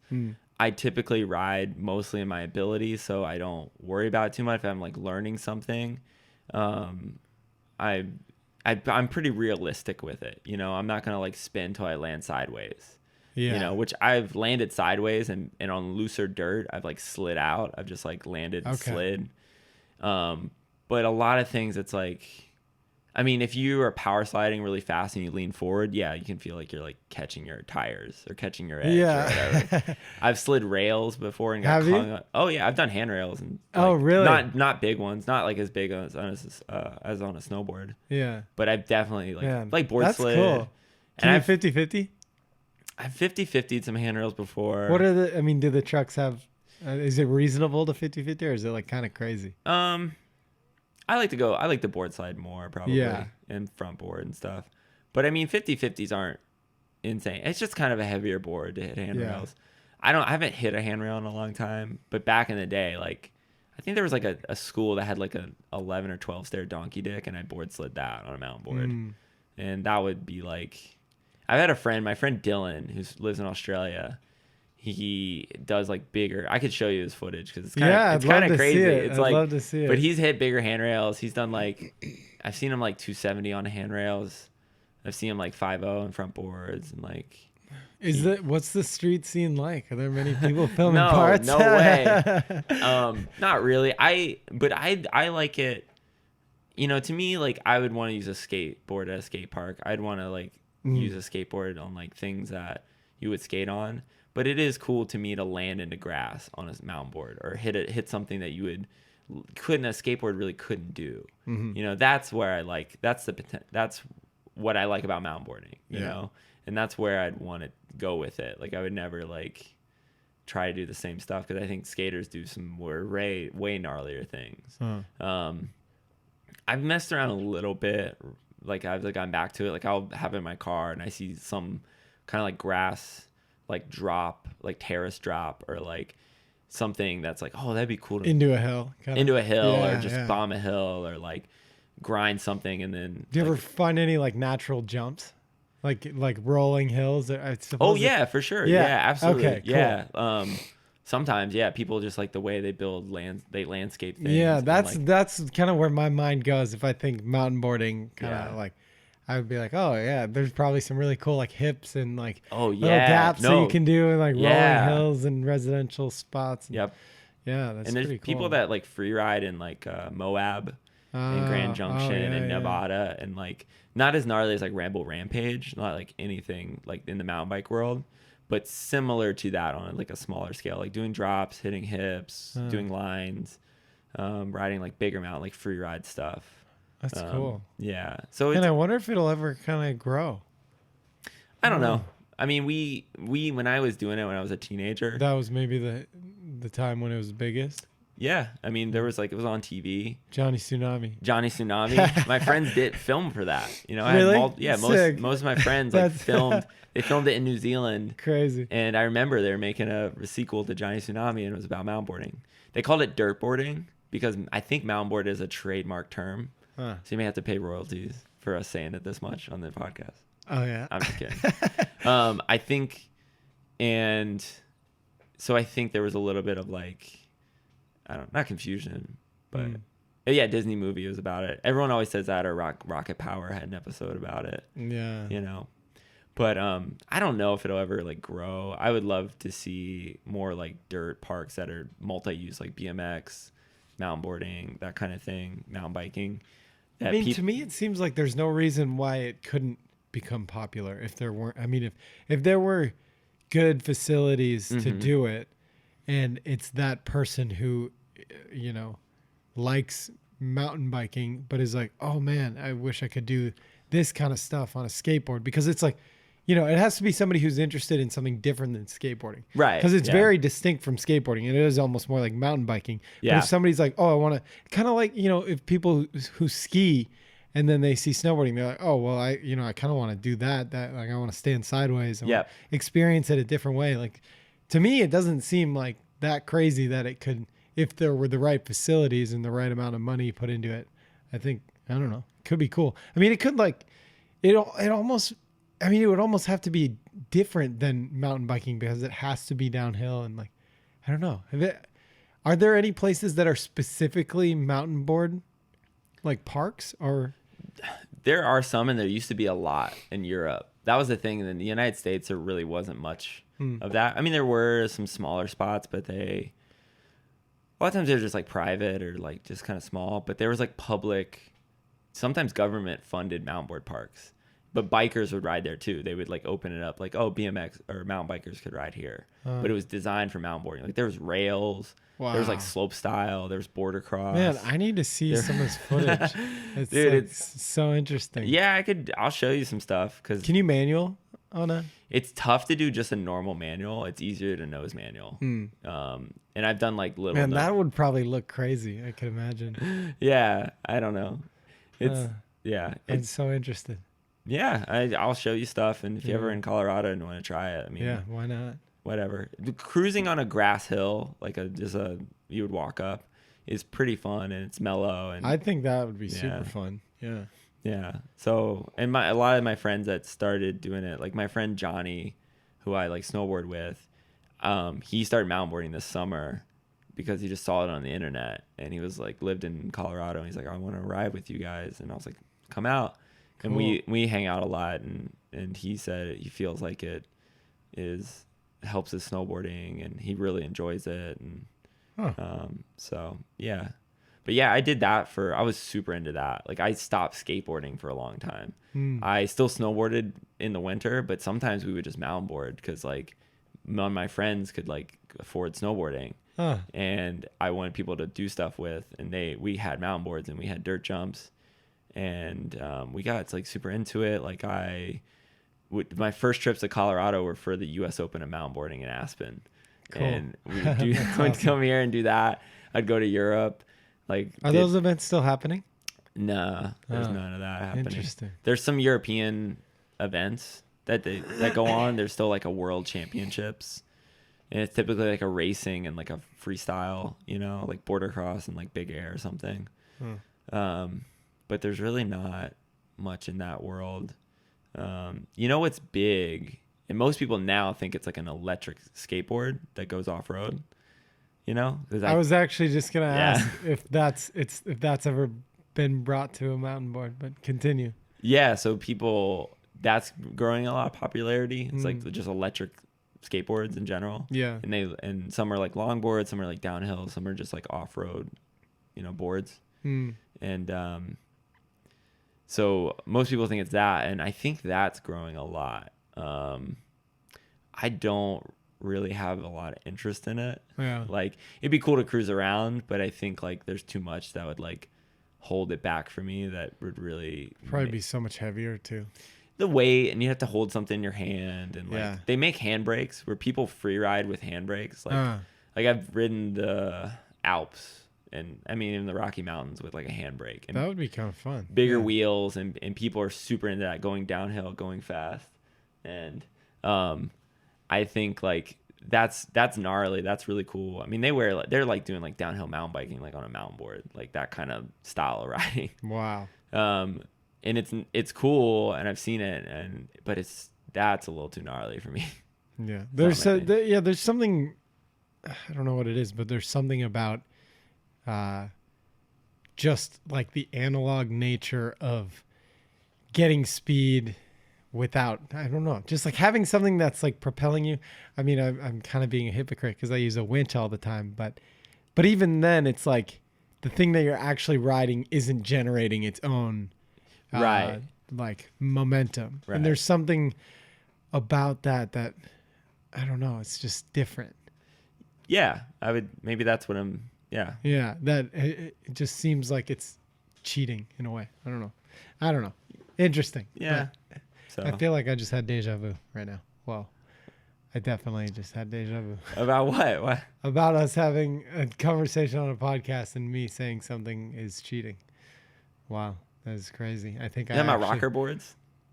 Is that No. what you think was cheating? What was cheating? No, like getting speed from your, like if a snowboard just propelled itself to hit a Oh. street rail, it wouldn't be Yeah. the same, Even compared to using a winch, like Right. if you're just like standing there and then all of a sudden you're moving, it just seems like, I don't know, not ready for that kind of thing. Yeah. And I'm just saying like Yeah. that, I don't know. I don't know if I'm making sense. But then I had deja vu. Right. That we about- talked about that before. Yeah, and that I said I feel like it would be cheating. And I'm pretty sure that I've told Ashley, so we'll have to ask her if that sounds familiar. Because for some reason, I don't know. Maybe you're It's right. crazy. Yeah, I forgot that combo. What? I forgot about that conversation. What conversation? The one that we had in my dream? In your dream. Oh, it was in your dream? Yeah. Oh, I thought we already talked about it. I'm saying I'm having deja vu. Like I feel like we've had this conversation, but we haven't. But it was okay. Are you lost? Am I lost? I think we're all. Have you ever smoked DMT? You should try it out. Hey. Hi. Come We in. just got fumbly, so perfect timing. Yeah. Need any help? Carry anything? Yeah. I'm gonna take a pause for a second. Oh man. And we're back. For real. That's a great voice. I think you should do that voice. Yeah, Good. I agree. It's a good one. I apologize, ladies and gentlemen. There was a humming in the background before, if you heard it. And now my voice has changed. No, I have a little cat water feeder thing Yeah. back here. And you may or may not hear it up until this point. And if not, great. If you do, well, hopefully it turns into white noise for you. Yeah. So, anyway. Hopefully we're we don't back. get double audio on this one. Yeah. Ugh. I need a media assistant. Yeah, I mean it's hard. Yeah. I thought Melissa's episode there was like I was so embarrassed when I figured out that it was messed up. I thought it was just something with my internet. So I was like, I was gonna reach out to you, but I was like, oh, maybe it's something wrong with my I wish you internet. would have. I know. Nobody I said wanted- anything. It I was gonna call you, and I was like, hey, dude, like, but I'm like, this must be something wrong with my end. Yeah. Or like something's weird going on, and I should have hit you up. I'm like, hey, dude, like, this is whatever, but it still was. I mean, I've gone through so many like technical issues that I'm not an audio person, so I didn't know And how I to hope people understand that. Yeah. This is all just me as well. So Yeah. it's like mistakes happen. Yeah, and I normally just try to look past it, and I want the content. I want to hear what they're talking about, and but it is funny. When Nate and I did our first ever podcast, he forgot to record it. Oh really? Yeah. He forgot to hit record. He forgot to hit record. We talked for maybe close. You just checked the recording. Yeah. I was like, okay, we're recording again, right? Yeah, he forgot. Dude, that's like my worst nightmare. Sometimes I'm just like, the first couple I did, I'm just like constantly looking like, okay, Yeah. we're still getting it.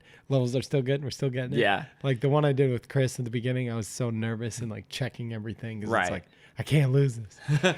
Yeah, he forgot to press record. We were maybe like almost 2 hours in, and he was like, "Oh, I forgot." Who was it with?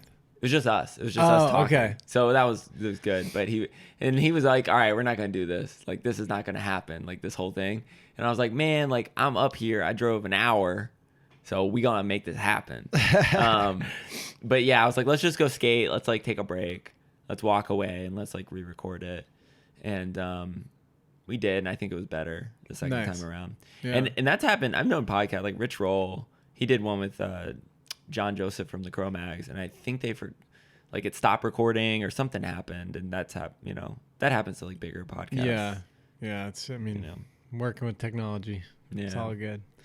So Um, you're doing great, man. I really Thank think you. like even stuff like that happens, like most of us like look past it, and we just want the content. And I mean, there's some people that really care about the technical audio stuff, and I think it's good to care, but I just want to hear people talk and Yeah. what they have to say. So yeah. I wouldn't stress over it too much. Well, thank you. Yeah. You're a fellow podcaster. You helped out. Yeah, like you're saying. You guys did the Not Snowboarding podcast. Mm-hmm. What was that like? It was Like, awesome. did Nate hit you up from the beginning and was like, "Hey, I want to start this and I want you to like co-host it"? Exactly. Yeah. Yeah. Nate Kwame Musan. He What's that? his full name Nate Kwame Musan. Kwame. Kwame. Is that his middle name? That's his middle name. Wow. Nate's black. Nate's his dad is black. Oh, interesting. And so he's like mixed race or I don't know what the correct term is. But he looks very light skinned. Yeah, you know what I mean? I mean, I literally thought you were joking. That's why I just laughed. Like, Yeah. Not laughing at the fact that he is part black. You know, Yeah. it's just So, but people will come up to him, I guess, and like say like racist stuff. Like, you know what? Like not to him, but you're like, you know what? All these black people around here need to leave, or it's something like that. You know? Oh, man. And he'll be like, well, what if I were to tell you I'm black? And they're like, wait, what? Because he doesn't. I guess he doesn't really look at it. But his dad is like, you know, an African American man, black man, and so. But I was like, man, I would go by Kwame if that was my middle name. Kwame. Yeah. That is awesome. It's a cool name, right? Yeah. So yeah, Nate. I knew him. I was snowboarding for a shop called Pit Crew. It was in Frederick, Maryland, kind of the Washington D.C. area, and he worked there for a long time. And he started an insole company called Shred Soles, which are like great. They're like the best insoles in snowboarding, I think. And I've been using those for a long time. And he really wanted. I think it was kind of a way to promote the brand. And he also was. I mean, he's a vegan. He cares about nutrition and health and that kind of stuff. And I think he really wanted to talk to people about what they did, you know, like in that way through snowboarding. So he's like, yeah, I think I want to do this. I think you'd be great on it to help out. And I was super down because I grew up listening to the radio, like NPR, my mom and I, which she would ski and I would snowboard, and on trips, like every weekend we'd go in high school and like listen to a Prairie Home Companion from Lake Wobegon, Minnesota, and like, and on NPR, and just like listen to other podcasts like the Ricky Gervais podcast and like just other long form talk, you know, radio or internet or whatever. And I was like, man, that's really cool. There's no one really doing that. It'd be cool to hear these stories. And like 2 weeks later, he had all the stuff. I was at my mom's house in West Virginia. He lives like an hour away, so I just drove up there. And we were going to talk to each other and talk to this other guy named David Zemas. I forgot his last name. But he does Anarchy, which is like a snowboard review kind of website. He's based in Michigan. Okay. He's probably going to be pissed at. And he's also a moderator on Reddit snowboarding.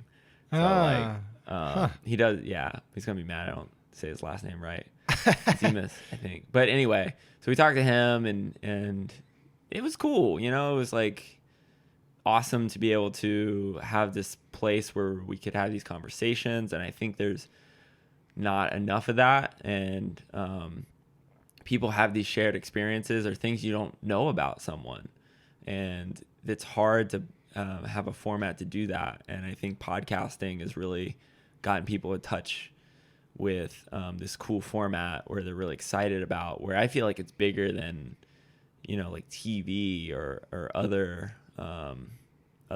media outlets or whatever. Like, I think Joe Rogan probably reaches more people than, like, I don't know, Oprah or whoever now. Yeah, right.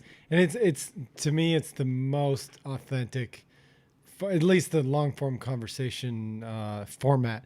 It's the most authentic type of content you can get. Like it's like the closest you can get to someone without actually having a conversation with them, in my experience. Right. I feel like when I'm listening to people doing these things, I really get a sense of who they are, which you don't get through any type of video or interviews and stuff like that. And like, unless it's, you know, this long open, like, and like, you just, I don't know, you get to express things in certain ways. And like, you know, you can, you know, people might know that you don't drink and that you're vegan, but now they listen to this, that's like such a more textured person. And like, it's so much more meaningful, and it's not, people can't put you in a box of being, you know, if somebody finds out that you're vegan and don't drink, there's certain things that they might think about that. But then when you get the whole story, it's like, I don't know. I think it's so cool and it's so interesting. And I agree, like being able to hear these stories from people and just their reasoning behind certain things and certain things they include in their life and don't, and Yeah. the way they think about all that stuff. So yeah, it's Yeah, great. dude, Good it's stuff. exciting. I think it's fun, you know? Yeah. And everything you said, I totally agree with that. We don't see enough of this in the snowboarding and action sports or whatever larger world you see it as. And I've been excited to see that. I was really excited to be a part of it, and I'm stoked that Nate had me involved, and we did it, and we got to talk to some really cool people. We had you on pretty early, Yeah, you know, and yeah. I was excited to have you on. Nate didn't really want you on because you were young. Oh, really? Nah, I remember. I think that's one of the first things he said is like, I'm the youngest one that he's had on, or something like that. He's a little bit older than me, and he really wanted to talk to people that he connected with and shared that experience with. And I kind of felt like, well, I want to do the same thing, and you're someone that I appreciated and shared maybe a closer experience with. And I was like, I think we should talk to Jesse, and I think that he has a lot to say, and we just need to have a wide variety of guests. And I think he became more open to it. At first he's like, I don't know, if they're young, it's what do they have to talk about? And I was like, well, I think people at any age have feelings that are valid, but I can understand how, maybe someone really young wouldn't be that interesting to you. Right.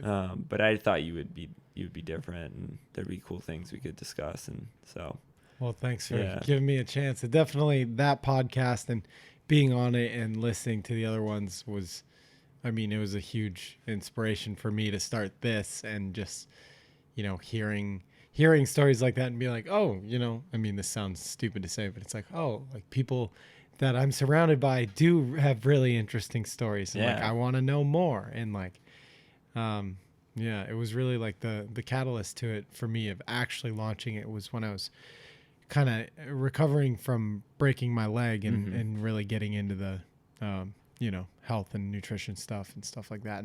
And I know you and Nate talked a lot about doing yoga and like surfing, and go ahead, it's okay.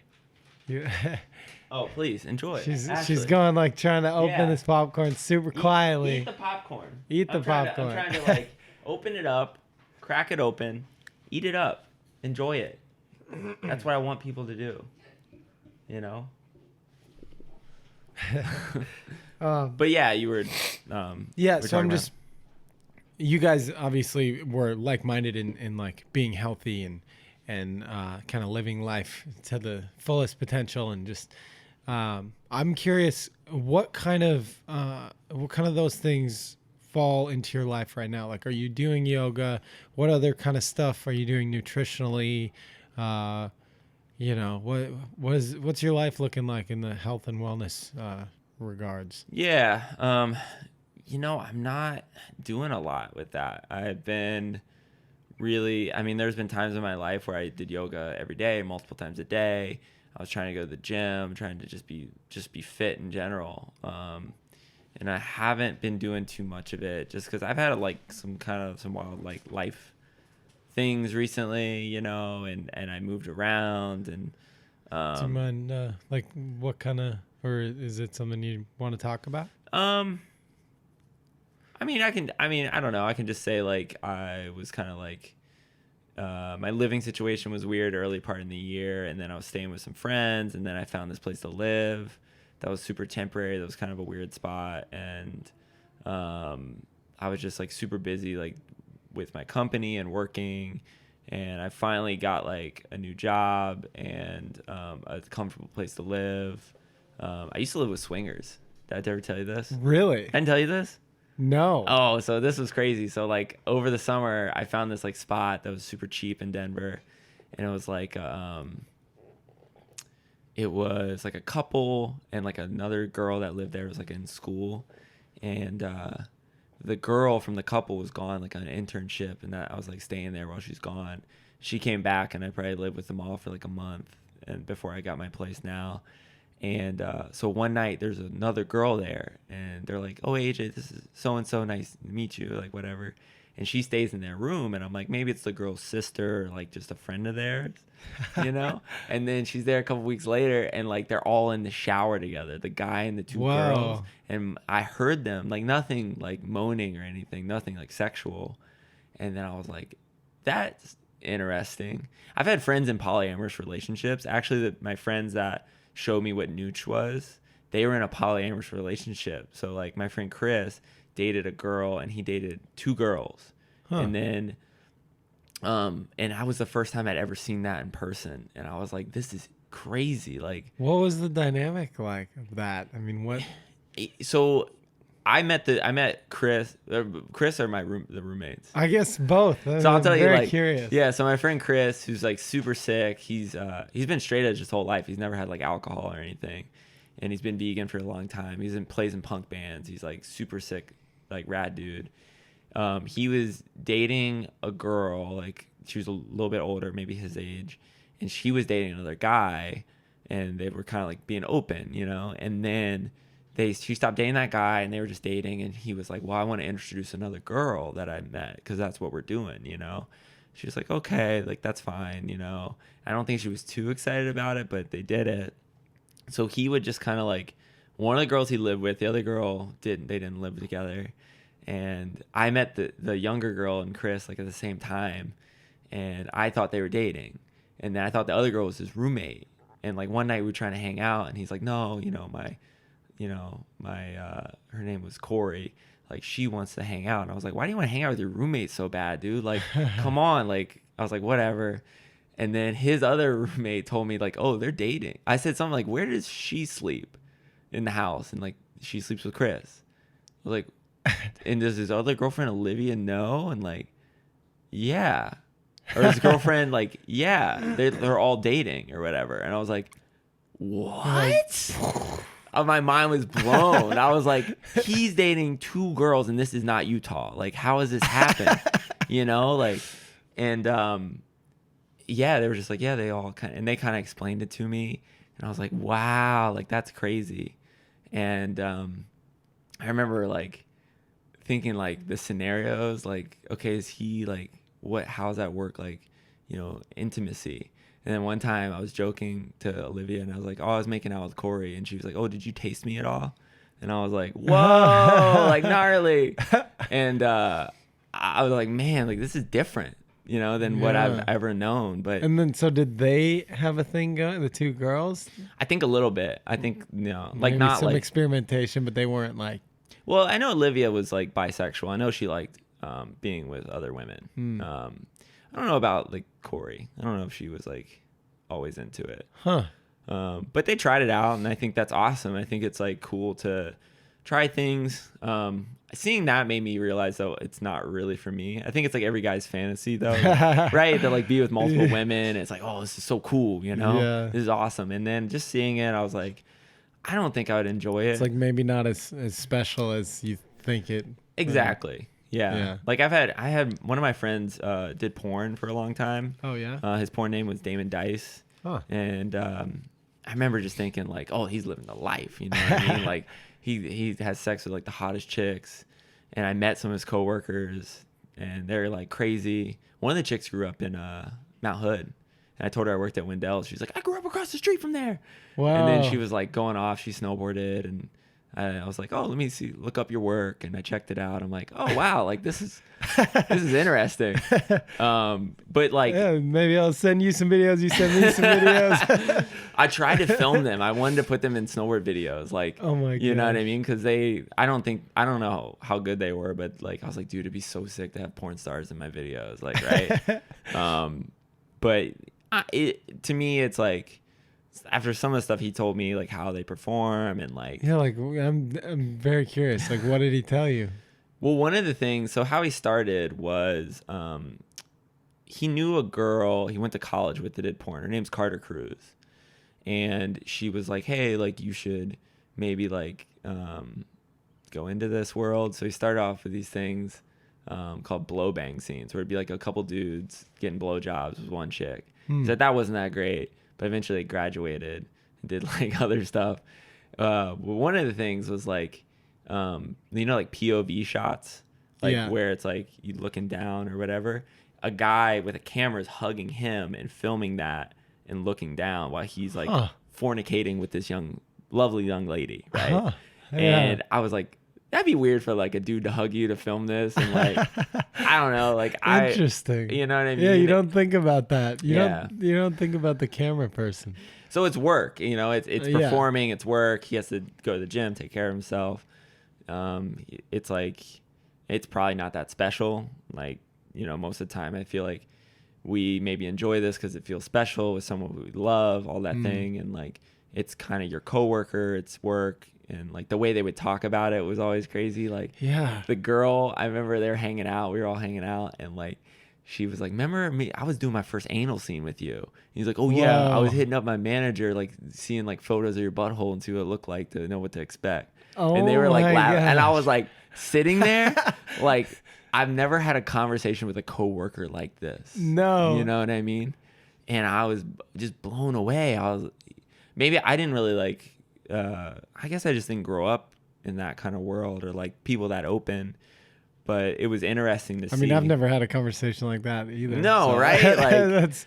and my jaw was just on the floor. But yeah. So I wonder. I mean, okay, just curious. Did he ever tell you if I mean, did he ever like develop an attraction for people that he worked with, or did he they dated ever like girls he worked with? He Yeah. dated other porn stars for sure. I mean, I feel like you would almost have to, right? Probably. Like if I Or have a girlfriend who's very open. Yeah, and like I don't know if I could ever date someone that is in that world, and it's like a sex worker, whether it's a stripper or a prostitute or a porn star or anything like that. I don't know if I would be comfortable, and I'm not saying it's wrong. I think all that the work is work, and I think it should be like legal, and I think it should be like people should be allowed to do it. I Yeah, don't think that's what they want to do. Yeah, I don't think it's wrong in any way. Yeah. I think it's interesting. I agree. I think it's like there's I mean, everyone's like curious about it for the most part, and I think it's cool to be open because, you know, I was listening to some interview with like someone talking about pornography, and like this guy was talking about like, you know, I'm from like a very rural part of the country and I'm gay, and I don't know a lot of gay people, but when I see gay porn, it makes me feel like I'm not really alone. Like people, there's other people that, you know, like to do what I do, and I don't feel weird, you know, it's almost like empowering in some ways. And I think that's awesome. I think there is some negativity to it. Like there's some unrealistic expectations and that kind of stuff. Yeah. But when I hear stuff like that, I was like, yeah, maybe there's something of value to this, you know, and we should be like open in certain ways. My roommates that I was living with over the summer, so I like figured it out. Like, so the two girls, they pulled up in a car together. I was out in front yard with their dog, just hanging out. And the two girls like pull up, they go to hug, say goodbye, and they start like making out with each other. Whoa. And I was like, yo, like, do I look or look away? Like, what's, you know what I mean? Like, this is crazy. And, Wow. And I was like, wow, so that's how it is. Like, the girls want to hook up, you know? And then I started talking to people that I knew, and they started telling me about like, oh yeah, there's an app for that. It's like a dating app, and my girlfriend and I use it. For porn stars? Oh no, just for like swingers and stuff. Oh, okay. Yeah, I wonder if there's like one for porn stars. I mean, porn stars got to have like something. Something, yeah.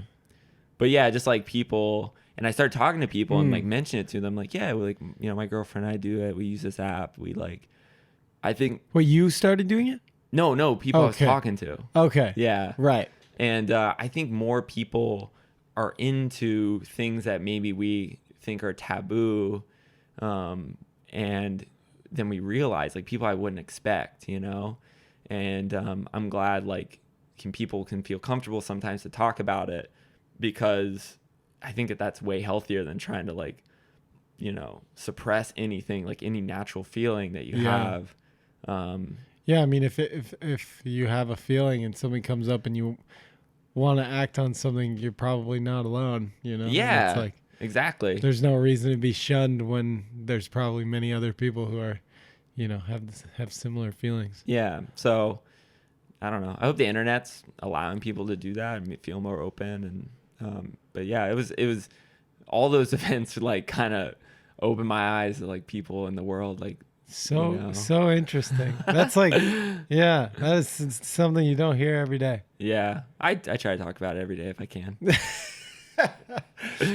Just like get it out there in the world. Yeah, So nice. yeah, I'm glad we went that direction. Yeah, me too. Me too. So anyway, we were talking Juicy about stuff. like health and wellness. So Yeah. So how do we?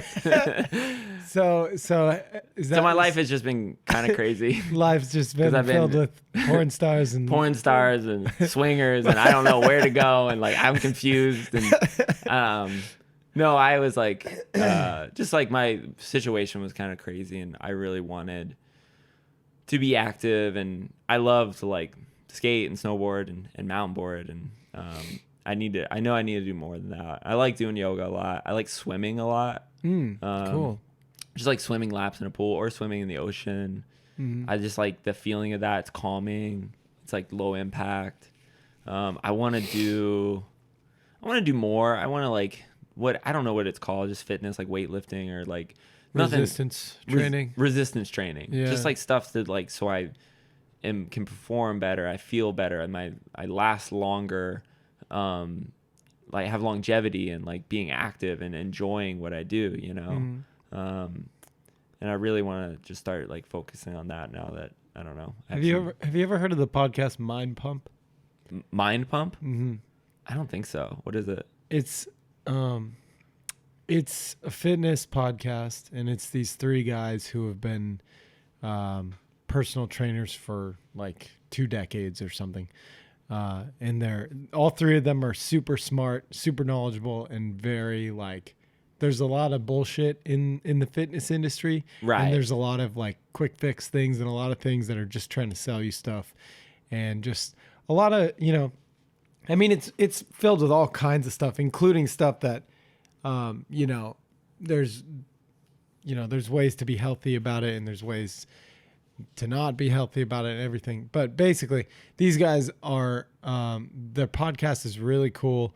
It's opened me up to a lot of things, because I didn't really know anything about fitness, resistance training. I still know next to nothing, but listening to their podcast and just kind of like, they really are, there's a lot of episodes that they're really good about breaking down like kind of everything that you would be curious about like, you know, how do you start getting into lifting weights? Like, what's an easy routine? What are some things you can do that require no weights? Like, what are like the absolute basics? And like, how do you go about it safely? And they have a bunch of online programs as well, and they have a bunch of free resources. Oh, sick. And stuff like that. And so I've been kind of like, you know, I actually bought this, which I could actually just kind of share with you some of the stuff. I bought this like at-home workout routine from them that is really cool, and there's all kinds of different exercises that I've never even really thought about or whatever. Like, you see I have that PVC pole right there. Yeah. Next to your trophy.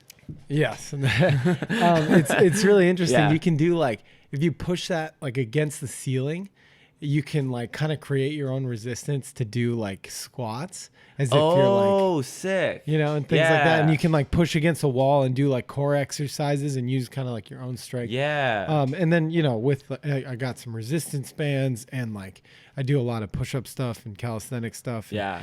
But basically, it's a really cool podcast if you're just like, oh, I want to like kind of know more about the fitness industry and more about like getting in shape and resistance training in general, because like realistically, you know, it's easy to go run or like, you know, go swim. It's kind of like intuitive. If you like learn how to swim, you kind of, there's one, or there, you know, generally a way to do it. Yeah. But like resistance training, if you just go and you're just around a bunch of weights and like, you're like, it's complicated. I mean, I don't know how so many people, like I've been trying to figure out more about it, and I still feel like I don't really know what I'm doing, but I kind of have a general sense. Like I have a little home workout routine and stuff like that. But yeah, they're just a really cool resource for me.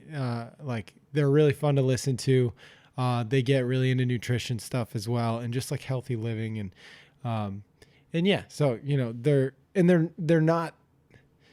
they're not like total meatheads. You know, you'd think that a podcast Right. about lifting weights would be like, but no, they're like really cool, reasonable guys. And they're like, the conversations they have with each other is really interesting. And like, I've learned a lot from them. So I'd recommend if you're interested in diving a little bit more into that stuff. Yeah. It's super cool.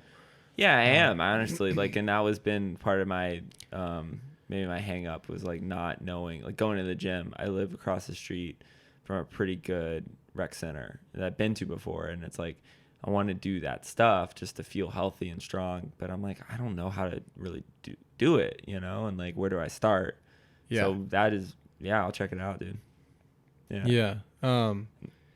And I was actually recently listening to an episode, and they were talking about how much better it is to resistance train. Well, you know, any type of exercise is great, but like the general recommendation, if you go on like health websites and things like that, like the government says basically like you should get 150 minutes of aerobic, like moderate aerobic exercise a week. Okay. But they're arguing, and this kind of goes along with their whole thing of like, you know, there's recommendations, but this is what they think, and this is what they've experienced in like all their years and of teaching and stuff like that. But they're saying that resistance training is far superior if you were only going to spend 150 minutes. Like ideally, you're doing everything, running or getting aerobic exercises as well as some resistance stuff and stretching, things like that.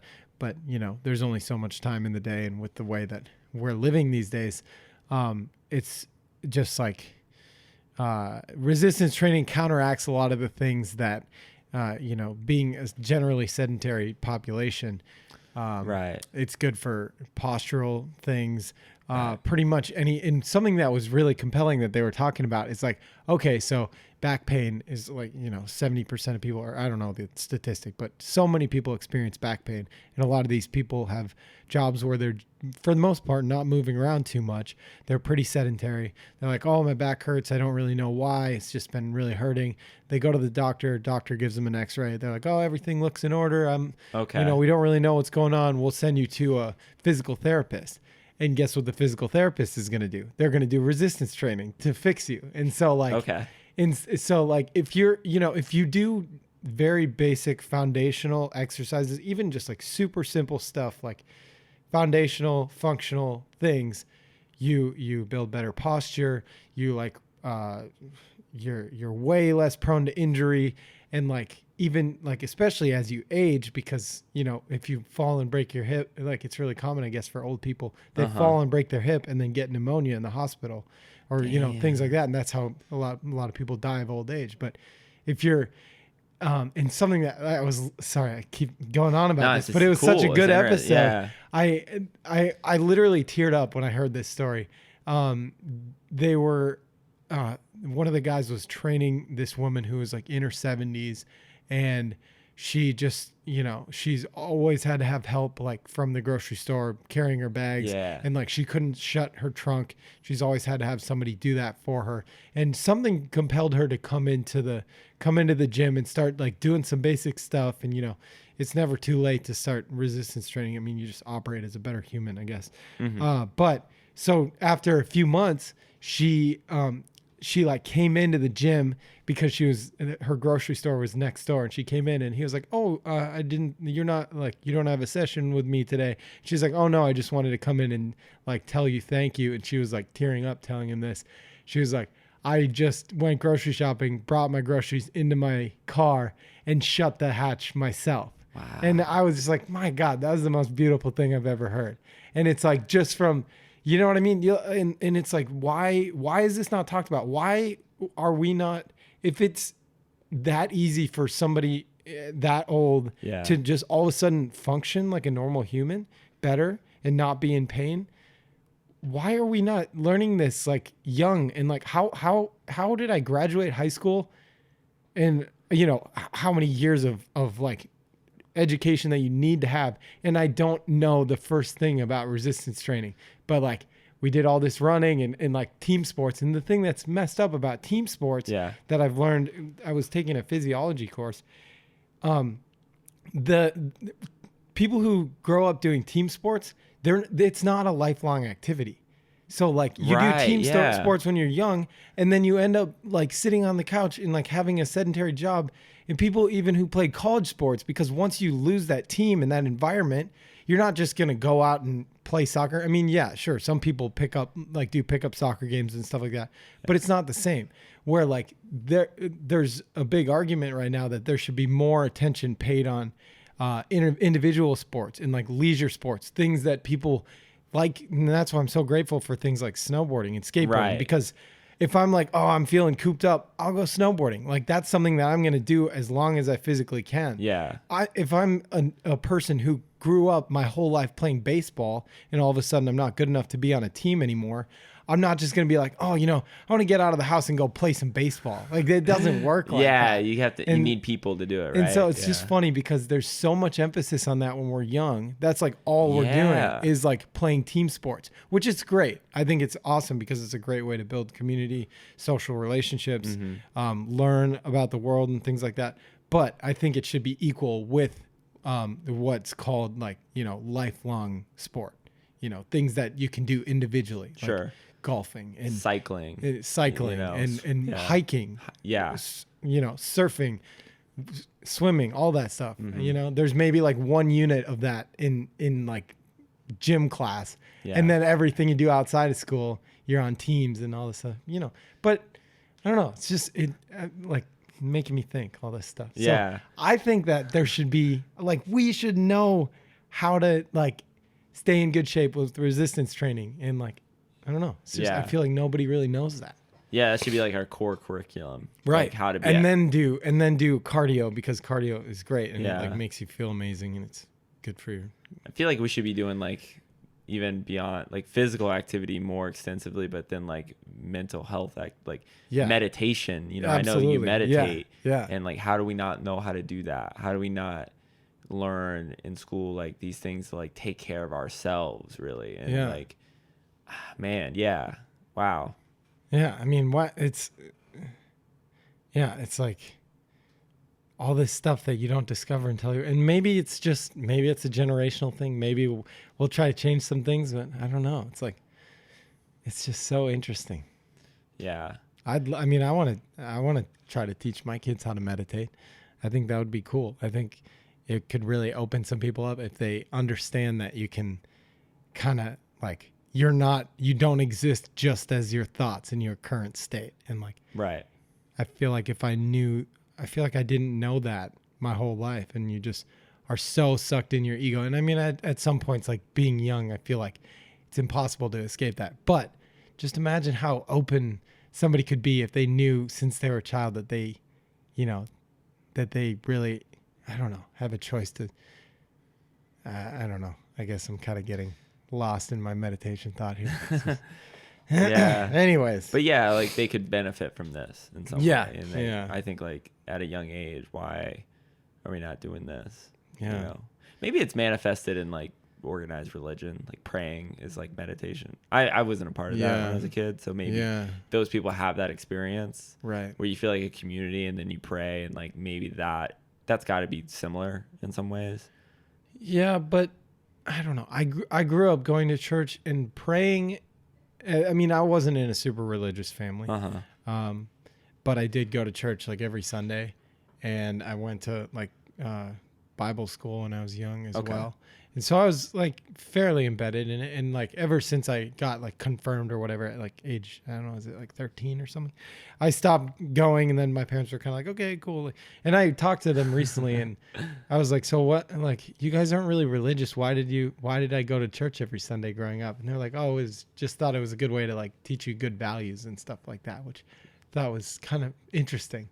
But Right. You need an invisible babysitter when they're not around. Yeah. But for the experience of praying for me, when I did do it, it was less of a meditation and more of like I need to be doing this and like asking for things. You know what I mean? I'm just like, Oh, okay. like asking a higher power for things. But I think that's also just, I was raised Lutheran, which is Christianity, and I just don't think that that's very, I don't know. At least the extent that I experienced it, it wasn't as inward as meditation is and some other religions. Okay. So it's different then. Yeah. A little deeper maybe. Okay. But I mean, it is a sort of it's a way that you're kind of, looking at something other than what's actually in front of you, which is sort of a meditation. But I guess just not your classic mindfulness meditation. I don't know. Anyways. Yeah. Man. Did you say you went to school? You were in college? Yeah, I finished college. Yeah, what did you study? I studied journalism, which Cool. I haven't used other than maybe podcasting. And Yeah. being just when you're at Wendell's being the I guess that's not journalism, but I just always thought you were so good at like hyping the kids up and just being on the mic. Like, Sure. Like just you're like a natural performer, Well- which I guess doesn't really have anything to do with journalism. So I don't know why I thought that, but yeah.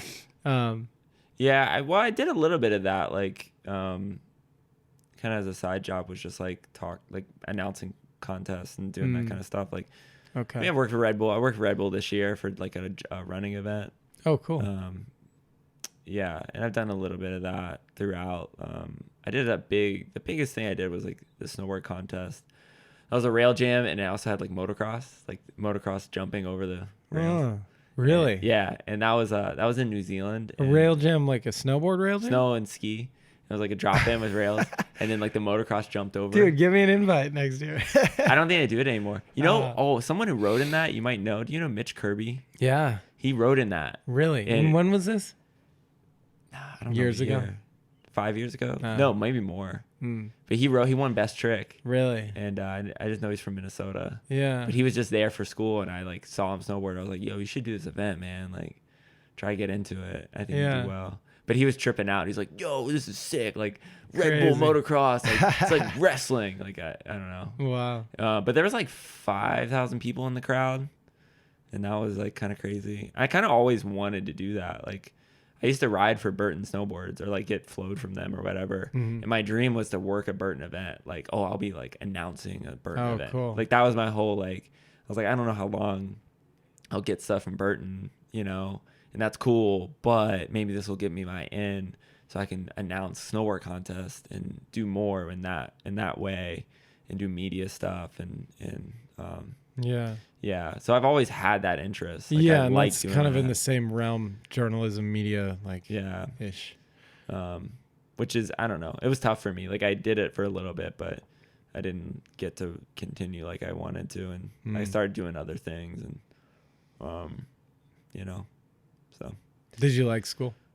I liked college more than high school. Yeah. High school kind of sucked. I just hated it. I didn't want to be there. I had a couple good friends, but most of the time it was like tough. It was just super tough. College was okay. I think there's maybe an overemphasis on it, and so many people are in debt because of it. And I think that's I'm like in a lot of debt. yeah, and I think that's like I see these people that are like struggling with it, and it's like, man, I feel for them because like, yeah, I don't know if it's worth it, in some ways. I think my school was the culture wasn't as in line with what I wanted. Like it's a little bit too much like a school party culture. And it's super fun at first. Like one of the first times I went there, I like was visiting. I wasn't even going to school there. I was going to like a junior college. And I was at a club and all these like 18 and over clubs. And I walked in there and there's two girls making out. And I was like, this is crazy. And then I walked over to like high five them and they stopped and they started making out with me. And I was like, all right, like, Whoa. yeah, like, let's do this. Like, I want to go to school here. Like, yeah, I mean, it was wild. I made it out with a girl at a handrail there. Like I was snowboarding at a handrail and this chick, Really? yeah, it's on Yobi. This chick like Oh my turns God. around. I was talking to him and like, do you want to make out? And I was like, come up here and we'll do it. And like, I was like, man, life is unreal here. Like, Dude, crazy. this is like not what I grew up doing really. Like, but those are like crazy parties and it's fun, right? It's like super fun. Like everyone's like, oh, I'm having a great time. I knew people that like dropped out because they were drinking too much and partying too much. I remember this kid I went to high school with told me some story of like, him getting really drunk and waking up in the hospital like chained to the bed because he was like fighting people drunk. Yeah, dude. Wow. And he was just like, yeah, man, like it was just too much, you know. And I thought like there's some like this is maybe a toxic environment in some ways. So I was able to like find some people that I was really hyped to be around, and we got to do stuff outside of it. I mean, snowboarding for me was all again, like I could only do it on the weekends and for the most part. So I'm not going to party because I want to enjoy snowboarding as much as I can. And that was like a relief or an escape to, get out of that a little bit. Yeah. I don't know. I met some really awesome people, and I guess I'm glad I finished. I kind of haven't used it as much as I'd wanted to. But I think I'd really want to just go to school now. Like if I could have done it years later, after I like had gone out in the world and done a few things and just kind of lived and figured out what I really wanted to do. Because like 18, I was like, I don't know, sounds cool, but I don't know what I want to do. Mm-hmm. And I maybe would have had a better idea of like, I would have gotten more out of it. Yeah. I know what you mean. I don't regret going to school at all because I had a great time and it was very intellectually stimulating for me. I loved my classes, and I do think that what I did in school has contributed to kind of where I've gone with my life, but not a whole lot, but a little bit. And so in those ways, I don't regret it. But, I definitely, I think there's a lot of validity to, going later, or at least maybe like doing some generals at a community college, save some money, go have life experiences, because now it's like, snowboarding and stuff is going great. And I'm doing all kinds of different stuff that's keeping me busy. But, if I didn't have all that stuff, I don't think at this point, I studied anthropology and product design, and I thought I kind of wanted to be a product designer or like like an ethnographer or like kind of anthropologist, kind of like a business anthropologist type of thing. Like okay. Do anthropology, ethnography work for businesses for design. It's kind of like a niche little field that's growing and stuff, but I thought it was interesting. How'd you find out about that? I didn't know about that. Basically, well, I studied anthropology because anthropology was the first. I took a bunch of generals, and anthropology was the first class that I felt like was exposing me to a whole different realm of thought that I wasn't exposed to in high school. Right. And it was like asking some questions that I've always asked my whole life. But I realized that a lot of that was centered around our built environment and like for instance, one of the first classes, the instructor was talking about how there's hooks on the side of the room for jackets because it's like a cold environment, and this place was built, and those will be there like for a very long time. This place was built around the culture of like being cold, and we're going to come in with jackets, things like that. A very simple example. But then I was like, oh yeah, like I've always questioned like, why are things the way they are? Like, and I mean, some things are simple answers, like why are steps like the shape they are? And it's like, oh, well, that's probably the easiest way to walk up and things like that. But then I'm kind of like, oh, but that's interesting. Like the world is built because of the way that we are. And what if our knees bent backwards? How would chairs be shaped? Exactly. Things like that. And so I was like, okay, like I really like anthropology. And I've also always been interested in humans and culture and just like, I'm kind of a weirdo, and like hearing about different cultures in the way that they, the things that they do and like the rituals that they have, I was just like, wow, people are weird. Like I'm not the only weird person. Like like there's a lot of crazy subcultures and cultures throughout the world. So that was all super interesting to me, and it really stimulated my brain. And I never was exposed to that type of thought, like studying humans that way throughout high school. Yeah. So I started doing that, but I've always thought that architecture would be cool. But the course load was a little bit too crazy for what I wanted to do in various reasons. One being like I wanted to snowboard all the time, and like architecture, at least at the U of M where I was going, was like a pretty intense program. And, I've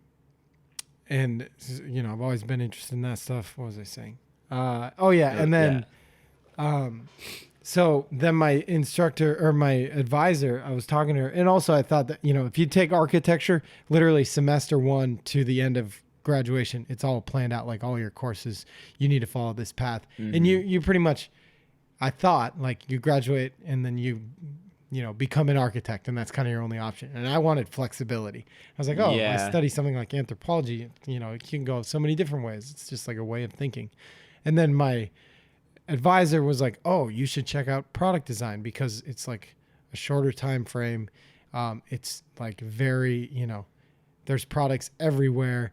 You get to create things, and it's not like creating this building that is like this huge project that, you can like create a product and then actually just make it and use it. And like, it's really creative, and you get to like study culture and be like, whether that's just like subcultures like snowboarding, and be like, what's something that could make these people's lives easier. And so doing things like business anthropology, I started like doing both product design and anthropology. And then I realized how much crossover there was, and that there are business and ethnographers. Business anthropology is a class I actually took. Okay. And like design and anthropology, things like that. So basically, ideal job at that point was like, I work for a design firm as an ethnographer, and a business comes, and let's say a business is like, okay, we want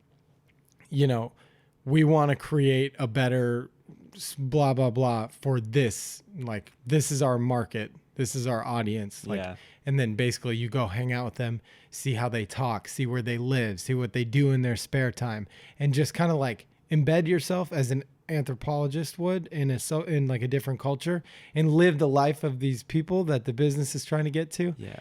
And then be like, okay, what is something that could make their lives easier?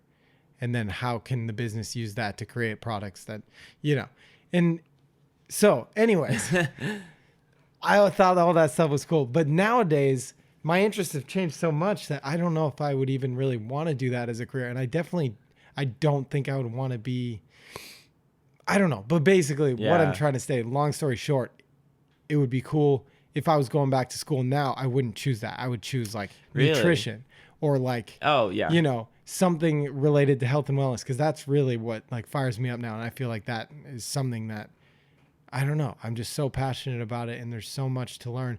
But at this point, and I really looked into going to graduate school for nutrition and other things like that. Yeah. Like I was about to start, I took a psychology and a kinesiology course in the summer because This summer? Yeah. You were in school? I was online classes. Pasadena City College. Yeah. Really? Yeah. But I was gonna like go full on and do like a full load this summer. Yeah. But then I like looked at some bigger things, and it's like, I can't afford to get myself in debt again. Yeah. And it's something like that I'm like, oh man, I kind of wish I would have waited. But I've got plenty of things going on right now. So. Well, I mean, I know you talked about you had an ideas for products that I thought were really cool, and I know maybe you don't want to talk about. Oh no, I mean, things you told me that I was like, that would be a good idea, and I want to see maybe that happen at some point in your life. But just try it. Maybe I will. I've definitely. I came up with a lot of random cool ideas when I was doing that, and it was really fun. And I think I learned a lot about small business and marketing, and I think that stuff has helped with my snowboarding a little bit. Just like the idea of having like a personal brand, I guess, and like. Right. I don't know. It seems like you're like.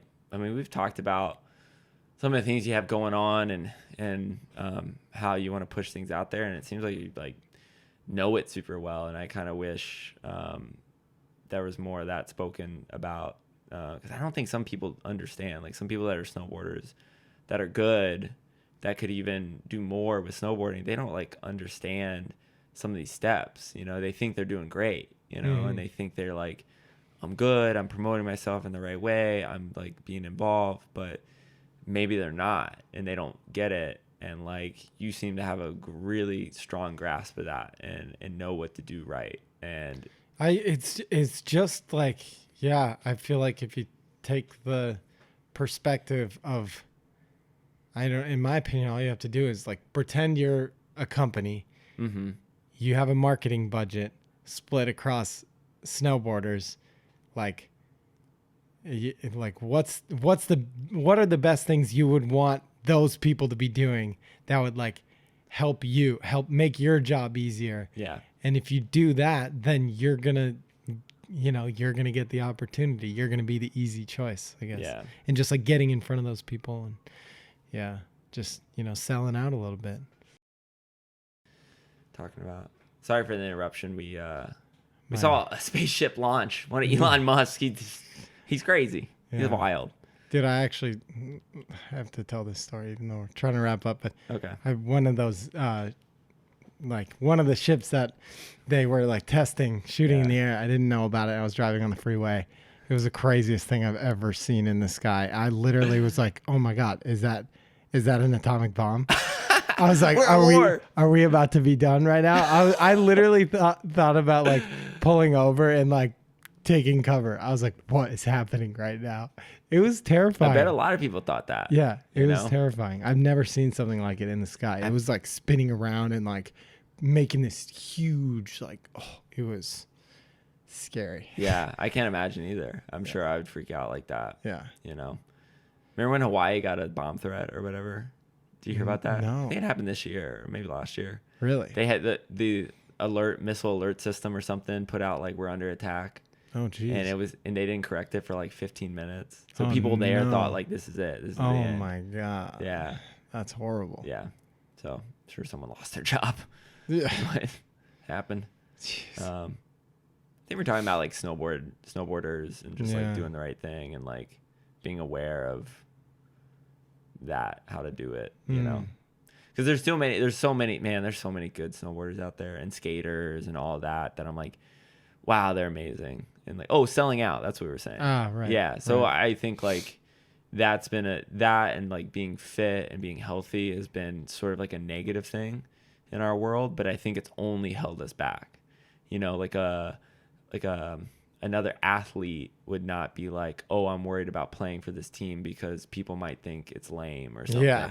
You know what I mean? It's like, well, they're going to pay me. They're, And there maybe there's some of that. Like I would never ride for like the NRA or like, unless they offer me a ton of money, but you know what I mean? It's like, some people are just like not great organizations I wouldn't want to involve myself with, but we all, I think, want to do this, especially, I mean, you being a professional snowboarder, like, you want to do this and get the most out of it. And like, I don't know, why not work with companies if you like their product and you think they're cool people and, why not?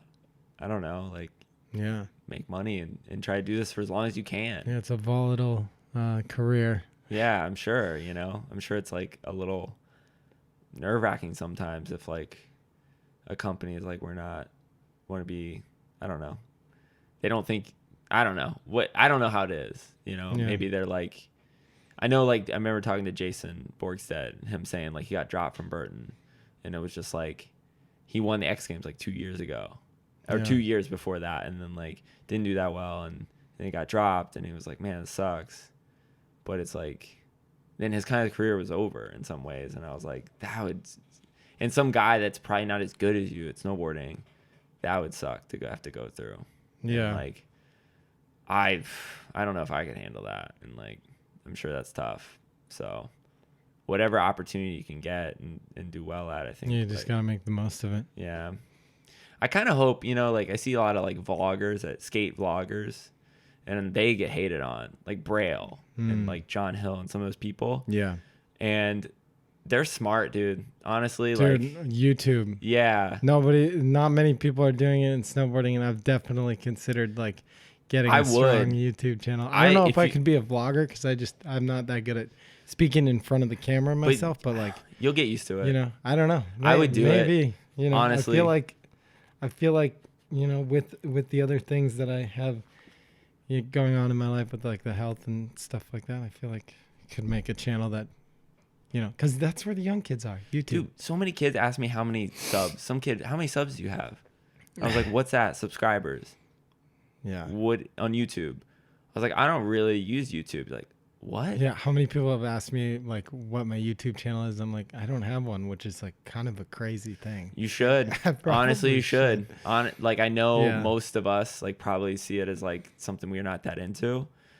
But It's man, the next generation. it really is. That's what people pay attention to. That's what kids pay attention to. And you don't even need, Braille doesn't need Thrasher. I was at a skate park Right. once and this kid didn't skate. He was just hanging out. And he's like, oh, do you know Braille skateboards? I was like, yeah, how do you know them? He's like, from YouTube. I'm like, do you watch Thrasher? He had no idea what it was. Whoa. No That's crazy. clue.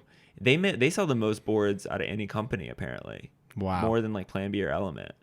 And like, Dude, that's crazy. they don't need, I mean, they had some Scientology money, but they don't need like they don't need the rest of the industry. They create their completely own thing.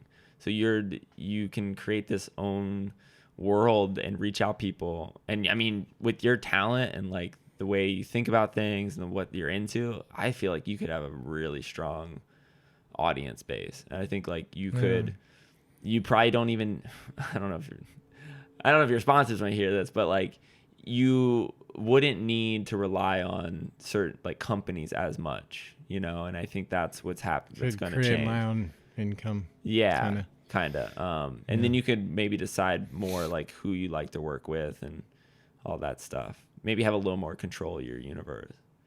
Yeah, which is I feel like the video parts and like that kind of stuff is insane. It's incredible. It's just not connecting with as many people as you imagine. You know? It's not the same anymore. Yeah. I mean, even seeing the amount of people that show up to premieres, it's like I feel like less and less every year. Yeah.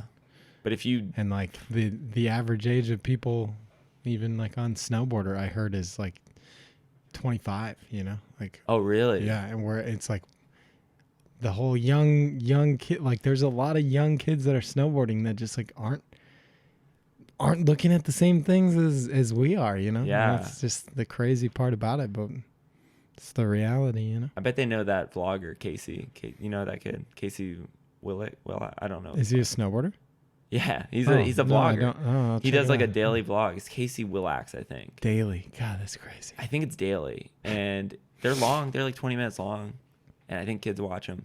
I've heard kids on Reddit talk about like, why isn't Casey more hooked up? Because we know him.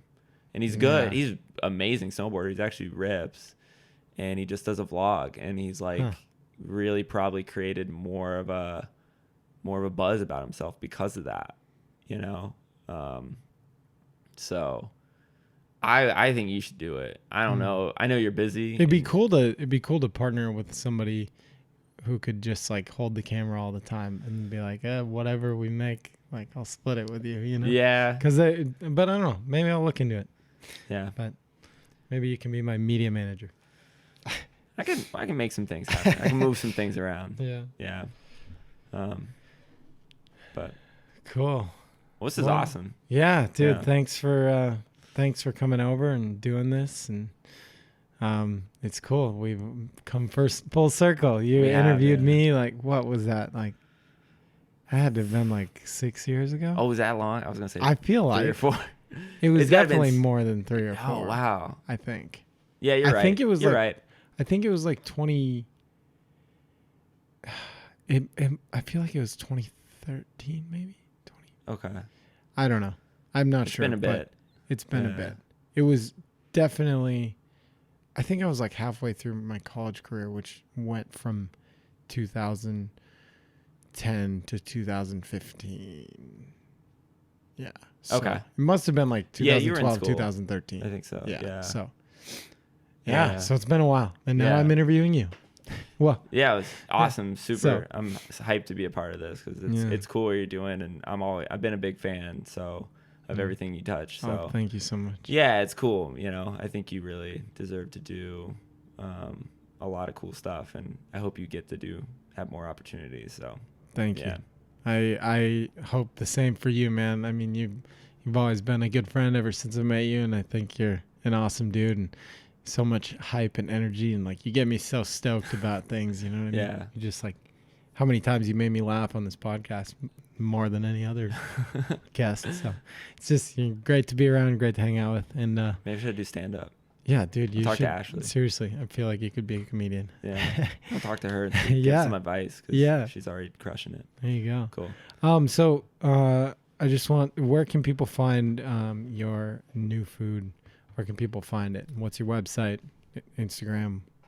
Yeah, so our social media is New Veg Food, and our website is newvegfood.com. And that's NU. NUVEGFOOD. Cool. And we mostly just use Instagram. We have those other platforms. We really don't. Right. We don't use them that much. So check us out on Instagram and our website, or I don't know. You can probably find me on I have a personal as well. So like, you can reach out to me wherever. I don't care. Cool. Yeah. Cool, man. Well, thanks again. And thanks for coming to LA and hitting me up. I appreciate it. Mahalo forever. All right, man. Later.